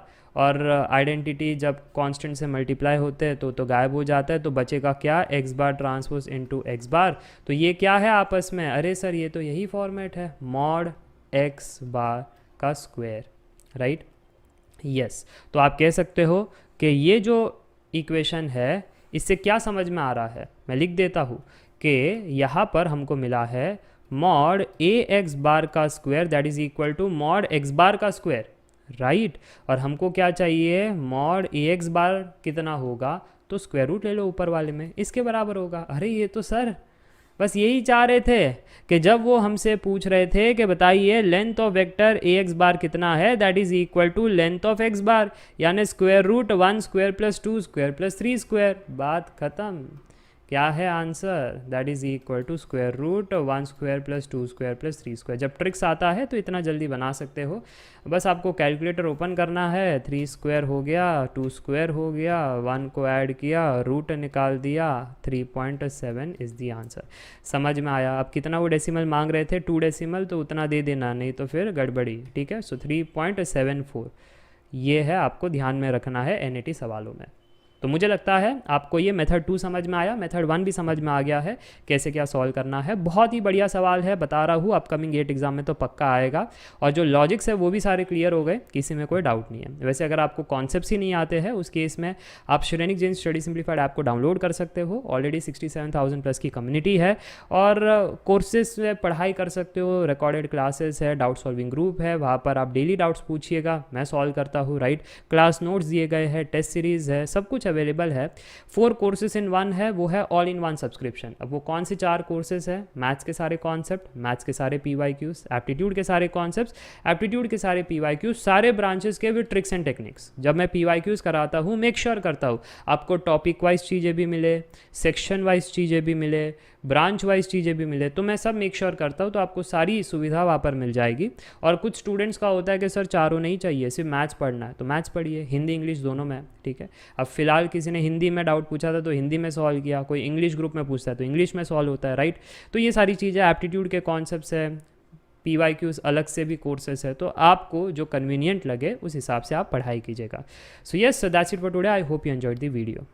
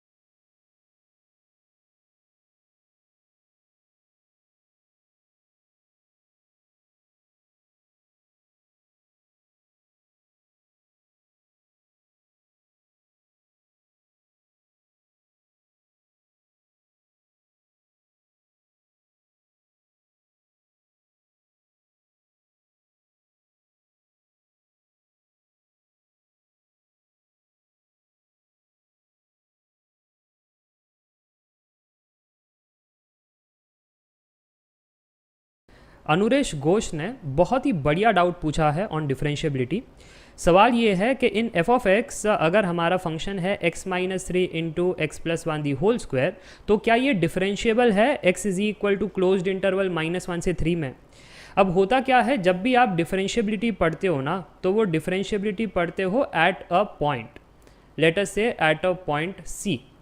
तो उस C पॉइंट पर डिफरेंशिएबल है या नहीं वो चेक करने के लिए लेफ्ट हैंड डेरिवेटिव निकालते हो, राइट हैंड डेरिवेटिव निकालते हो। अगर दोनों सेम आ जाए तो उस पॉइंट पर वो डिफरेंशिएबल है, अगर सेम नहीं आते तो उस पॉइंट पर वो डिफरेंशिएबल नहीं है। अब दिक्कत क्या है कि इस सवाल के अंदर हमें पॉइंट थोड़ी ना दिया है, हमें इंटरवल दिया है जिसमें इनफाइनाइट पॉइंट्स रहेंगे। अरे हाँ कि ना, -1 से 3 में तो इनफाइनाइट पॉइंट्स रहेंगे। तो अब कैसे चेक करें कि हमारा फंक्शन डिफरेंशिएबल है या नहीं। तो ये कॉन्सेप्ट काम नहीं करेगा। पहली बात तो ये है कि ये यहाँ पर कोई काम नहीं करेगा आपका।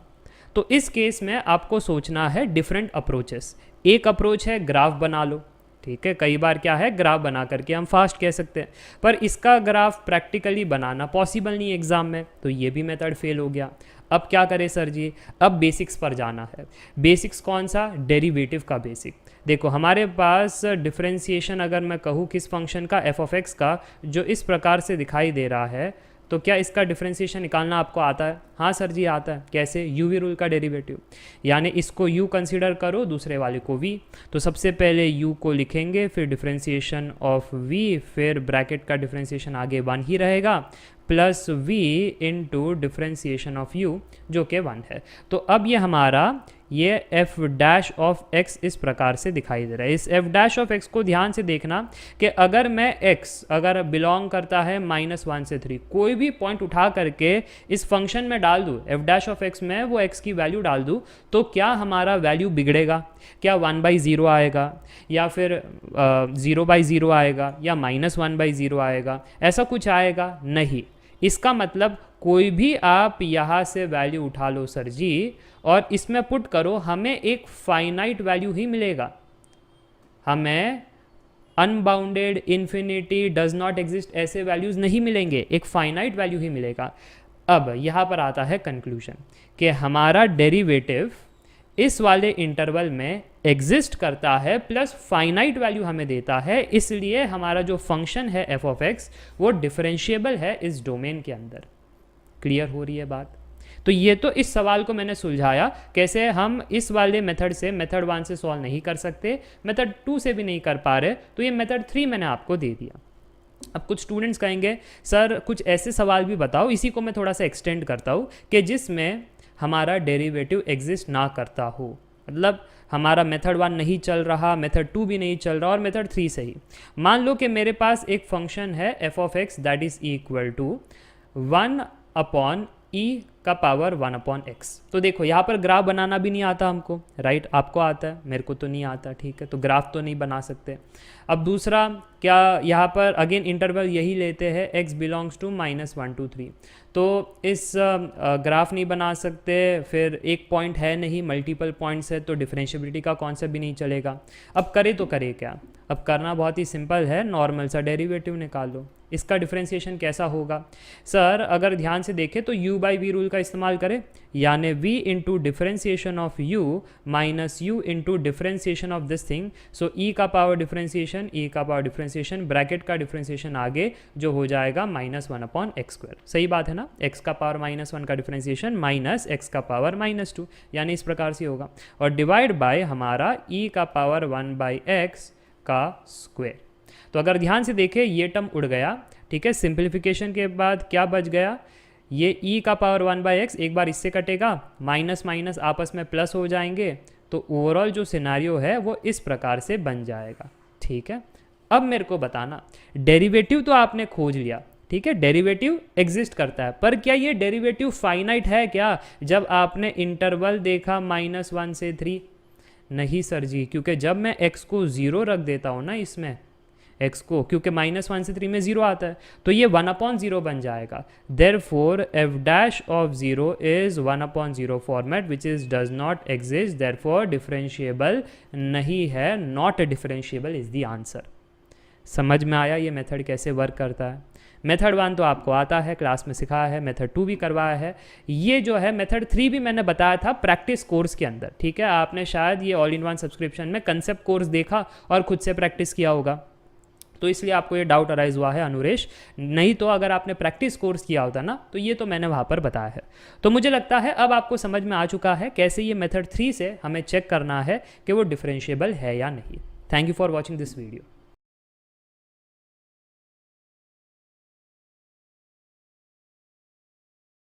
सौरभ कुमार ने बहुत ही बढ़िया डाउट पूछा है on engineering mathematics course, and definitely ये अपकमिंग गेट का एक्सपेक्टेड क्वेश्चन है। प्रोबेबिलिटी का सवाल है, आप भी ट्राई कर सकते हो। The properties for a bivariate distribution of two random variables x and y are given below. E of x is 24, E of y is 36, E of x square is 702, E of y square है 1524, E of x y है 1004। The correlation coefficient between x and y is dash. Video को pause कीजिए, try कीजिए, फिर मेरे solution को देखना। अब अक्सर होता क्या है, कोरिलेशन कोएफिशिएंट जब भी आपसे कोई पूछता है तो आपने बाय हार्ट कर रखा है in the statistics form, but ये है इन रैंडम वेरिएबल वर्जन, ठीक है। ये जो डेटा है ये रैंडम वेरिएबल का है, तो फॉर्मूला जो आपने पढ़ा है फ्रीक्वेंसी डेटा के लिए वो सही है, बट उसको कन्वर्ट करना पड़ेगा अब रैंडम वेरिएबल में टू गेट दी आंसर, ठीक है। तो चलिए उसका फॉर्मूला देख लेते हैं। नेक्स्ट स्लाइड में लेकर चलता हूँ, सोल्यूशन को देख रहे हैं। तो सबसे पहले फॉर्मूला यहाँ पर है, correlation coefficient is equal to covariance of x y divide by square root variance of x into variance of y, ठीक है। तो तीन चीज़ें हमको निकालनी है। ये मेरा 4 और y एक जैसा दिखाई देगा, ठीक है, तो आपको ये सहन करना पड़ेगा, मैं कुछ नहीं कर सकता यहाँ पर। तो यहाँ पर ध्यान से देखना, पहली चीज़ ये निकालनी है, दूसरी चीज़ ये, तीसरी चीज़ ये, तो 3 चीज़ें हमें निकालनी है। तो चलिए स्टेप बाय स्टेप निकालते हैं। सबसे पहले वेरियंस ऑफ एक्स को निकालते हैं, which is equal to E of x square minus E of x the whole square. ये तो आपने पढ़ाई है रैंडम वेरिएबल में, इसमें कोई परेशानी वाली बात नहीं। और ये चीज़ भी मैंने दिया है, अगर आप मेरा लेक्चर देख चुके हो on the engineering mathematics course, तो मैंने फॉर्मूला लिस्ट में ये फॉर्मूला दिया है, क्योंकि मुझे पता है कभी कभी चीज़ें रैंडम वेरिएबल में भी आ जाती है, तो उस केस में आपको पता होना चाहिए कि ये फॉर्मूला है, ठीक है। चलिए अब यहाँ पर बढ़ते हैं आगे, इन चीज़ों को निकालते हैं। ई ऑफ एक्स स्क्वायर तो दे रखा है, कितना है 702, और ई ऑफ एक्स कितना दे रखा है 24। उठा करके सब्स्टिट्यूट कर दो, तो यहाँ पर वी ऑफ एक्स आपको मिल जाएगा 702 माइनस 24 का स्क्वायर जो है 126, ठीक है जी। चलिए वेरियंस ऑफ वाई को निकालते हैं। वेरियंस ऑफ वाई होगा E of y square minus E of y the whole square, ठीक है जी। तो ई ऑफ वाई स्क्वायर कितना है 1524, ये सब डेटा में दिया गया है। ई ऑफ वाई 36 है, उठा करके सब्स्टिट्यूट कर दो तो 228 बन जाता है। अब बात करते हैं कोवेरियंस को कैसे निकालना है। तो यहाँ पर कोवेरियंस किसके बीच में है, एक्स एंड वाई के बीच में है, तो यहाँ पर expectation of x y minus expectation of x into expectation of y, इसकी मदद से निकल आएगा। तो यहाँ पर ई ऑफ एक्स वाई दे रखा है 1004, ई ऑफ एक्स था 24, ई ऑफ वाई था 36।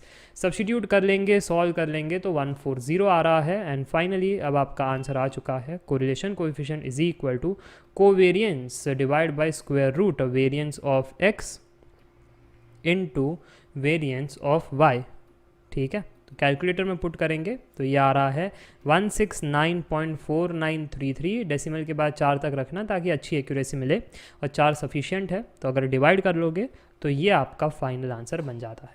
तो कैसा लगा ये सवाल? अगर बढ़िया था सवाल, आप बना पाए तो वेरी गुड, ये एक्सपेक्टेड गेट क्वेश्चन बन सकता है। वैसे कोरिलेशन कोएफिशिएंट पर सवाल पूछे भी गए हैं प्रीवियस गेट एग्जाम्स में, तो इम्पॉर्टेंट टॉपिक भी है। याद रखना, जो भी चीज़ पूछी जाती है प्रीवियस ईयर गेट पेपर में वो काफ़ी इंपॉर्टेंट होती है, और सारी चीज़ें आपको पता होनी चाहिए। बाय द वे, अगर आपको कॉन्सेप्ट्स ही नहीं आते हैं, ट्रिक्स नहीं आता है, गेट क्वेश्चंस आपसे नहीं बन पा रहे हैं, उस केस में आप डाउनलोड कर सकते हो Shrenik Jain study simplified app. Already 66,000 plus की हमारी फैमिली है, और कोर्सेज से पढ़ाई कर सकते हो। ये फीचर्स है उन कोर्सेज़ के और कोर्सेस है ऑल इन वन सब्सक्रिप्शंस के, जिसमें 4 कोर्सेस एक में है। जैसे सारे के सारे इन चारों में आपको सारे के सारे मैथ्स के कॉन्सेप्ट मिल जाएंगे, सारे के सारे मैथ्स के PYQs with tricks and techniques सारे ब्रांचेस के मिल जाएंगे। तीसरा एप्टीट्यूड के सारे कॉन्सेप्ट एंड चौथा एप्टीट्यूड के सारे गेट के PYQs with tricks and techniques आपको मिल जाएंगे। ठीक है, 4 कोर्सेज है। अब जिन स्टूडेंट को इंडिविजुअल जाना है, सिर्फ मैथ्स के कॉन्सेप्ट पढ़ने हैं, तो वो भी अवेलेबल है, हिंदी में भी है, इंग्लिश में भी है, जिसमें आप सफिशिएंट हो। ठीक है, फिर एप्टीट्यूड के भी सारे कॉन्सेप्ट्स हैं। ठीक है, और फिर यहाँ पर आप देख सकते हो दैट प्रैक्टिस कोर्सेज भी इंडिविजुअली यहाँ पर रखे गए हैं। तो वो जो चारों ऑल इन वन में आपको मिल रहे हैं, वो अलग से भी आपको यहाँ पर मिल सकते हैं, जैसे आपकी रिक्वायरमेंट हो। Thank you for watching this video.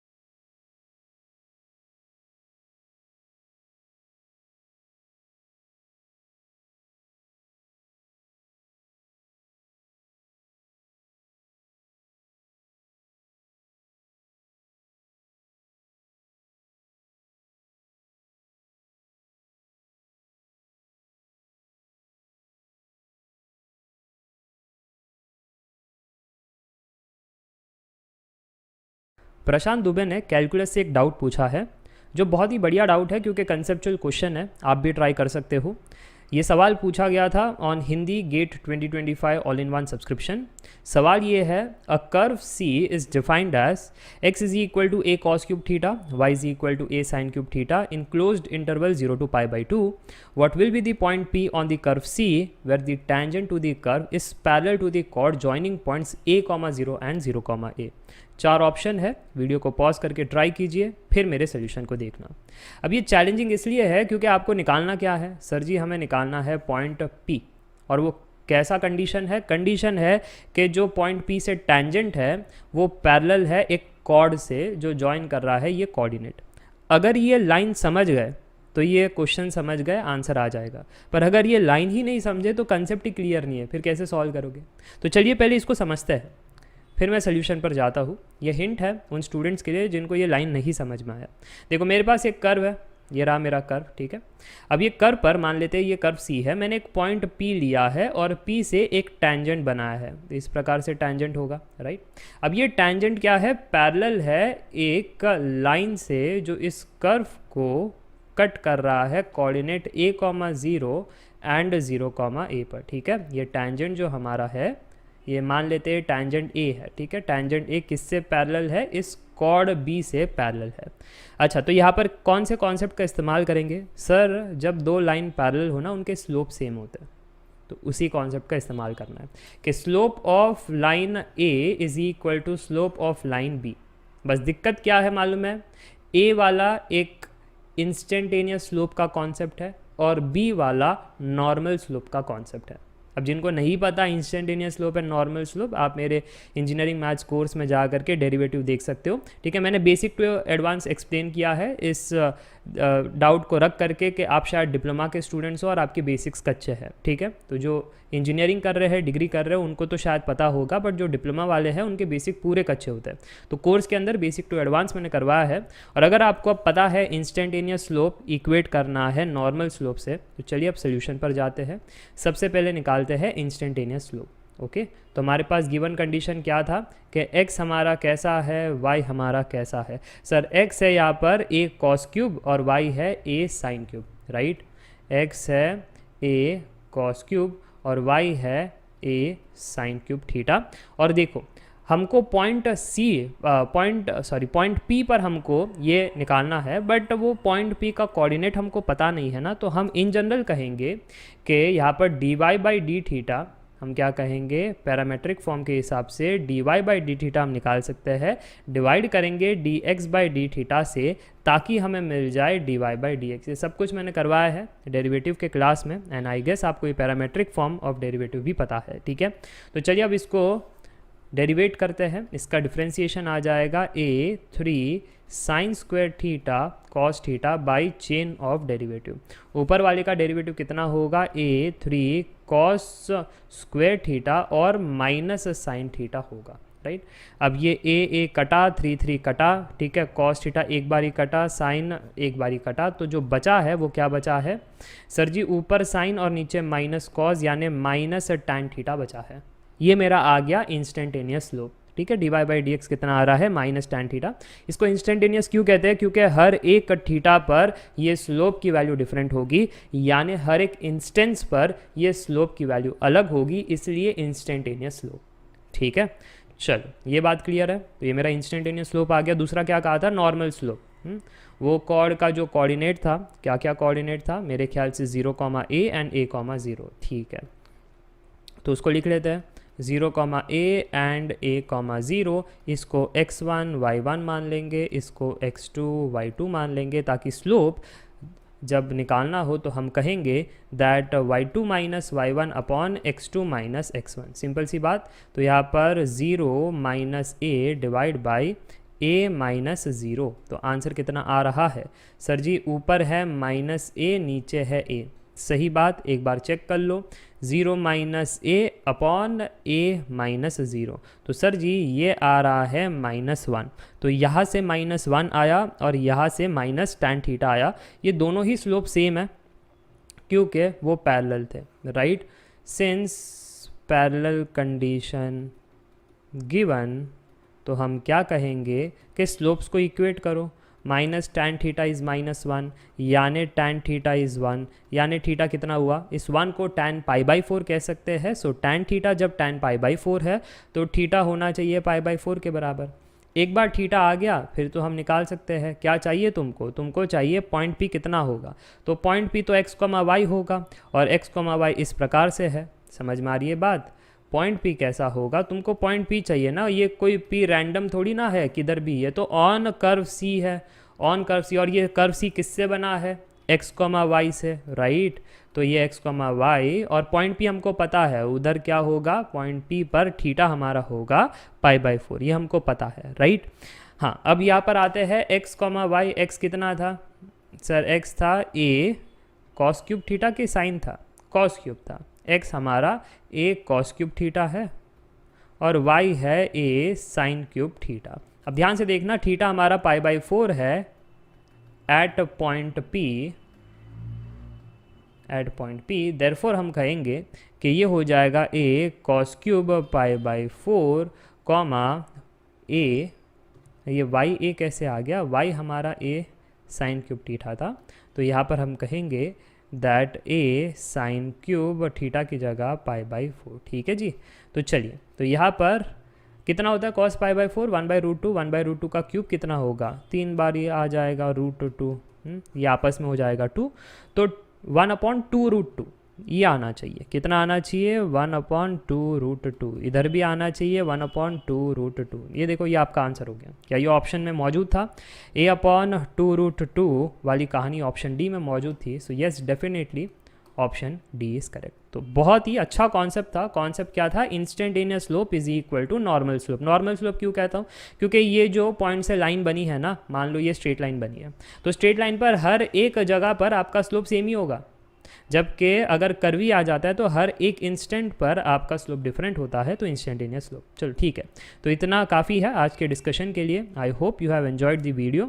बाकी अगर आपको कंसेप्ट्स क्लियर करने हैं, गेट के PYQs प्रैक्टिस करने हैं, उस केस में आप श्रेणिक जैन स्टडी सिंप्लीफाइड आपको डाउनलोड कर सकते हो। ऑलरेडी 66,000 प्लस की कम्युनिटी है, सारे फीचर्स आपको यहाँ पर दिखाई दे रहे हैं, क्लासेस है, डाउट सॉल्विंग ग्रुप है, टेस्ट सीरीज़ है, नोट्स है, सब कुछ आपको यहाँ पर दिया गया है। और ये सारे कोर्सेज है जिसमें मैथ्स एंड एप्टीट्यूड के कॉन्सेप्ट्स एंड PYQs है। ऑल इन वन सब्सक्रिप्शन के अंदर 4 चीज़ें हैं, मैथ्स के कॉन्सेप्ट्स, मैथ्स के सारे PYQs, एप्टीट्यूड के कॉन्सेप्ट, एप्टीट्यूड के सारे PYQs, video solution with tricks and techniques, doubt solving groups, test series, सब कुछ है, ठीक है। और फिर अगर आपको सिर्फ मैथ्स के कॉन्सेप्ट्स पढ़ने हैं तो ये वाले कोर्सेज हिंदी इंग्लिश दोनों में है, जिसमें आप कंफर्टेबल हो। South students are preferring English courses, where as bilingual जो है हिंदी इंग्लिश वाले, तो वो हिंदी वाले कोर्स में जा रहे हैं, ठीक है। तो एप्टीट्यूड के भी सिर्फ कंसेप्ट्स हैं। वैसे ही अगर आपको सिर्फ PYQs प्रैक्टिस करना है सारे ब्रांच के, क्योंकि बहुत सारे स्टूडेंट्स का कंप्लेन रहता है, सर मैं तो मेटलर्जी से हूँ, मैं तो कोई XYZ ब्रांच से हूँ और मेरे PYQs कोई कवर नहीं कर रहा। आप टेंशन मत लीजिए, मेरे कोर्स के अंदर आपके सारे ब्रांच के PYQs है, ठीक है। अदर ब्रांचेस के भी PYQs है, और ऊपर से मैंने चैप्टर वाइज का फोल्डर भी बनाया है, ताकि आपको सारे ब्रांचेस के रीसेंट गेट पेपर्स के जो भी चैप्टर वाइज PYQs है वो आपको एक ही बार में मिल जाए प्रैक्टिस करने के लिए, ठीक है। तो ये सारी चीज़ है, वैसे ही एप्टीट्यूड के अंदर भी है। So I hope you have enjoyed this video. Meet in the next video.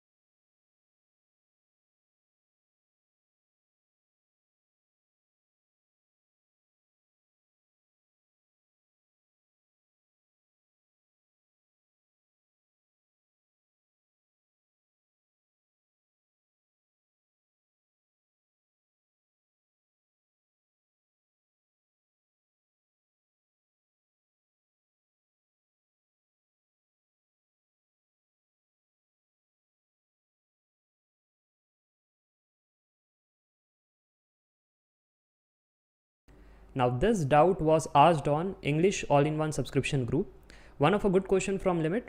Let us see how many students can solve. Limit x tends to 0, a to the power x plus b to the power x by 2, the whole power 1 by x. What is the value of this limit? Now first of all, whenever you get a limit question, you have to do a direct substitution. When I substitute x is 0, what I am getting? A to the power 0, which is 1, plus b to the power 0, which is 1, divided by 2, the whole power 1 upon 0, which is basically, this is 2 by 2, which is 1, so 1 to the power infinity form. It is indeterminate form, hence we have to use the concept. The concept here we have is, let us say this complete thing is y. So y is equal to limit x tends to 0, and then we have a to the power x plus b to the power x by 2, the whole power 1 by x. Because we have variable in the power, I have told you the trick. Whenever you have variable to the power variable, always use the log concept. So now we are going to use the log concept. Take log on both the side. Log y is equal to, if you take log here, okay, let me make it clear that if you take log here, this is how the things look like. Limit x tends to 0, then we have a to the power x plus b to the power x by 2, the whole power 1 by x. Limit and log can interchange their position, we have no problem. So limit can be taken outside, log can be taken inside, still the answer remain same. This is very, very important. Okay, so if you do that, then the things become limit x tends to 0 is outside, log if it goes inside, so log of p to the power q, q can be taken outside. That is the next concept. Let me write it here, that whenever you have log of p to the power q, that is q log p. Understood? This is our important rule in the log. So I can take this power outside, so 1 by x is outside, and then we have log of a to the power x plus b to the power x by 2. Now see carefully, if you do the direct substitution now, what you are getting is, this thing is 2 by 2, which is 1, so log 1 is 0, and here x is 0, so it is 0 by 0 form. after doing the direct substitution, now it is 0 by 0 form, so L'Hopital can be used. Remember that for 1 to the power infinity, L'Hopital cannot be used. For 0 by 0 form or infinity by infinity form, L'Hopital can be used. So let us use the L'Hopital trick to get the answer now. Therefore I will say log y is equal to, L'Hopital says differentiation of numerator differently, then differentiation of denominator differently, right? So let us differentiate the numerator. Log of something 1 upon that thing, which is a to the power x plus b to the power x by 2, then bracket the differentiation forward, which is a to the power x log a plus b to the power x log b by 2. Okay, and then denominator differentiation, x differentiation is 1, so it's done, right? I have no issue. I got my L'Hopital derivative completely. Now what's next? Limit x tends to 0, you have to substitute now and you will get a finite value. So a to the power 0 1 plus b to the power 0 1, 1 plus 1 is 2, 2 and 2 getting cancelled. Here if you do the direct substitution, x is 0, what you are getting is a to the power 0 which is 1, then log a, plus b to the power 0 which is 1, then log b, divide by 2. Okay, but log a plus log b can be said as log ab, right? Now this half can be taken to the power, so log of ab to the power half.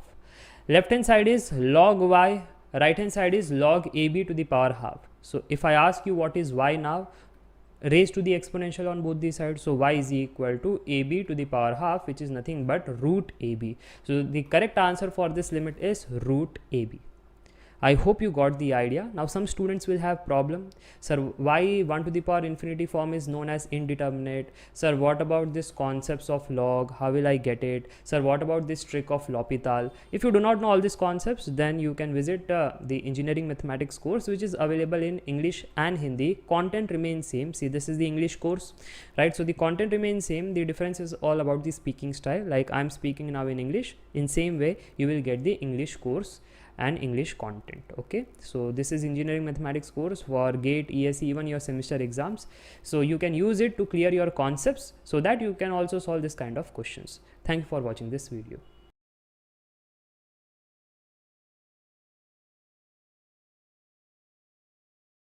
चलिए बताइए इस सवाल का answer क्या है। 1 plus half plus 1/3 plus 1/4 ये चलता जा रहा है, इनफाइनाइट टर्म्स है, तो इसका समेशन कितना होगा? पाई के बराबर, इन्फिनिटी के बराबर, 4 के बराबर या पाई स्क्वायर बाई 4 के बराबर। तो बहुत सारे स्टूडेंट्स कह रहे होंगे सर कितना आसान सा सवाल है, क्या कैलकुलेटर तो उठाना है।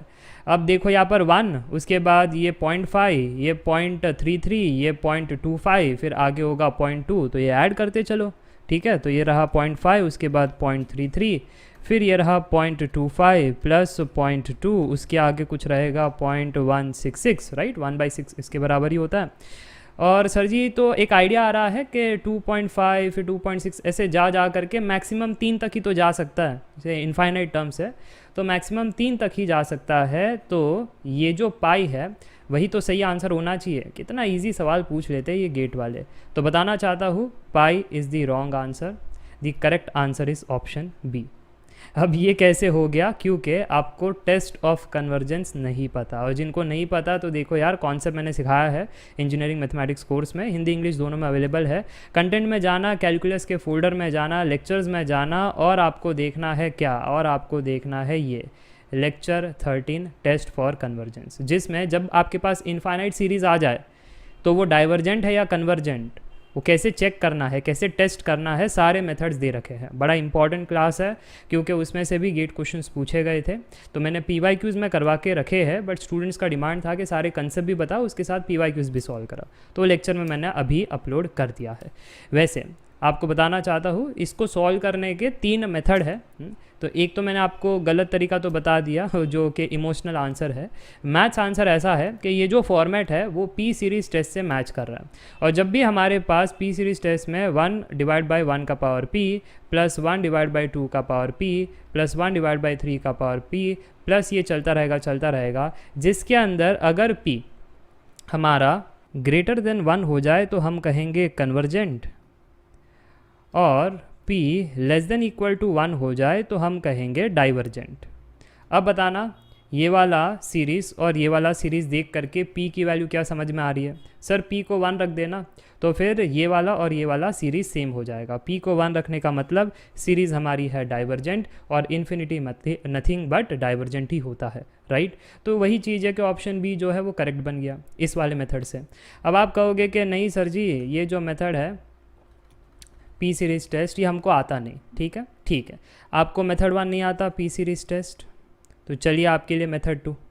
मेथड 2 क्या है, हम टेलर सीरीज़ का इस्तेमाल करेंगे। टेलर सीरीज़ क्लास में मैंने सिखाया है कि अगर आपसे मैं कहूँ log ऑफ 1 माइनस एक्स, इसका मुझे बताना, ये है मेरा ln, ठीक है, नेचुरल लॉग 1 माइनस एक्स, इसका एक्सपांशन क्या होगा using the Taylor series about x is equal to 0, जिसको मैक्लॉरेन सीरीज़ भी कह सकते हैं। तो सर जी आपने सिंपल ट्रिक कहा था कि माइनस बाहर रखो, फिर x का पावर 1 अपॉन 1 प्लस x का पावर 2 अपॉन 2 प्लस x का पावर 3 अपॉन 3 प्लस ये चलता रहेगा चलता रहेगा। अब देखो यार, ऐसा क्या मैं रखूँ x की वैल्यू ताकि मेरा ये जो पूरा का पूरा प्लेयर है वो क्वेश्चन के बराबर बन जाए। सर अगर आप है ना x को रखो 1 तो ये कहानी बन जाएगी। चलो तो x को रखते हैं 1। अगर मैंने x को 1 रखा तो LHS कितना बना, ln 1 माइनस 1 0। RHS कितना बना, x को 1 रखा तो 1 प्लस हाफ प्लस 1/3 प्लस ये कहानी चलती रहेगी राइट। अब अगर ध्यान से देखें तो ये माइनस जो है इसको मैं इसके पास भेज सकता हूँ, तो minus ln of 0 is equal to my question, क्योंकि ये पूरा का पूरा हमारा क्वेश्चन है। देयरफॉर क्वेश्चन जो है वो किसके बराबर बन गया, माइनस ln 0, माइनस को इसके पावर में चढ़ा सकते हैं तो ln 0 का पावर माइनस यानी ln 1/0। ln 1/0 क्या होता है, अनडिफाइंड, तो वही है, इसमें से अनडिफाइंड ऑप्शन कौन सा है, ऑप्शन बी, तो ऑप्शन बी सही हो गया। बात समझ में आ रही है। आप कहेंगे स्टूडेंट सर मेरे को तो टेलर सीरीज़ भी नहीं सूझ रहा था, अरे तो कोई बात नहीं, मेरे पास एक और मेथड है, ठीक है, मेथड 3। मेथड 3 क्या है, बेसिक मैथ्स, तो बेसिक मैथ्स से भी जा सकते थे to get the answer, emotional maths नहीं, बेसिक मैथ्स।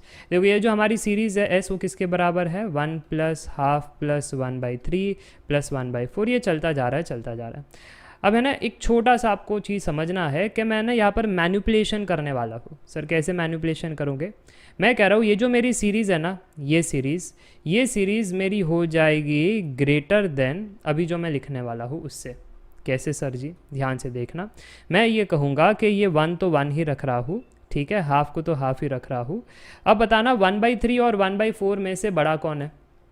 सर जी 1/3 और 1/4 में से 4 बड़ा है, ठीक है। अगर 4 बड़ा है तो क्या मैं ऐसा कह सकता हूँ, ध्यान से देखना, मैं यहाँ पर कलर चेंज करके लिख रहा हूँ ताकि आपको कोई कन्फ्यूजन ना हो, कि मैंने आपसे पूछा 1/3 और 1/4 में से बड़ा कौन है, आपने कहा 1/3 बड़ा है क्योंकि इसकी जो वैल्यू है वो 0.33 के बराबर होती है और इसकी वैल्यू 0.25, राइट। तो अगर अब मैं मेरे एस सीरीज़ में से 1/3 को रिप्लेस करके 1/4 कहूँगा, ठीक है, और बाकी चीज़ वैसी रखना चाहता हूँ फिलहाल, ये प्लस बाकी सब मैंने कॉपी किया है, ठीक है। तो ज़रा बताना कि ये वाली सीरीज़ और ये वाली सीरीज़ में से बड़ा कौन हुआ। सर अगर ध्यान से देखें तो ऊपर वाली सीरीज़ बड़ी हो गई, बस हम ये पहले 4 टर्म को ही देख करके कह सकते हैं कि ये 2 टर्म तो सेम है। इन 2 टर्म में हुआ क्या, 1/3 की तो वैल्यू 0.33 थी, राइट, आपने इसको रिप्लेस कर दिया 0.25 से, यानी इस सीरीज़ को कमज़ोर कर दिया, ऊपर वाले को ताकतवर बना दिया। इसलिए तो मैं कह रहा हूँ कि एस जो है वो मेरी बड़ी है कंपेयर टू दिस सीरीज़। अब क्लियर है, कोई कन्फ्यूजन नहीं है, एस हमारा ताकतवर है क्योंकि इसके पास 0.33 था, और ये जो नई सीरीज़ है उसको मैंने कमज़ोर कर दिया क्योंकि इसको मैंने 0.25 की वैल्यू दे दी। तो पहले ग्रेटर का वो जो लॉजिक है वो क्लियर होना चाहिए, फिर तो हम आगे बढ़ सकते हैं और कहानी नरेट कर सकते हैं। तो देखो ध्यान से, अब अगर मैंने इन दोनों को ऐड कर दिया तो ये हाफ हो गया, 1/4 प्लस 1/4 हाफ हो गया। ये हाफ अगर इससे ऐड कर दिया तो 1 हो गया, राइट। तो एस क्या हो गया, ग्रेटर देन 1 प्लस 1 प्लस। तो अब अभी मेरे को बताइए कि अगर ये ऐसे 1 1 1 चलते जाएंगे, ऐसे कितने हैं, इनफाइनाइट वंस है, तो इनका समेशन कितना होगा, 1 plus 1 plus 1 up till infinite ऐसे 1 है, तो समेशन की आंसर इन्फिनिटी होगी। So S is greater than infinity, यानी हमारा जो सीरीज़ है उसकी वैल्यू ग्रेटर देन इन्फिनिटी, यानी वो अनडिफाइंड ही हो गई, यानी वो इन्फिनिटी के बराबर ही हो गई, यानी ऑप्शन बी करेक्ट है। तो देख सकते हो मैंने तीनों मेथड आपको बताया। एक तो आपका मेथड था, आप कैलकुलेटर से ये सब चेक करना चाहते थे, जहाँ पर आप फंस गए, आपने पाई के अराउंड आंसर मार्क किया, वो गलत है। बाकी मैंने आपको P series test of convergence नहीं आता है तो कहा था कि आप इंजीनियरिंग मैथमेटिक्स कोर्स से ये सारा सब कंसेप्ट पढ़ सकते हो, जिससे आपके गेट के सवाल सॉल्व हो जाएंगे और आप फंसोगे नहीं, ठीक है। बाकी और भी कंसेप्ट है, टेलर सीरीज़, बेसिक मैथ, जो सब कुछ क्लास में सिखा रखा है मैंने, ठीक है। So I hope you enjoyed this question और नया कुछ सीखने मिला, एंड आप अगर डाउट में फंसे थे तो कैसे बाहर निकलना है वो भी आप समझ चुके हो। Thank you for watching this video.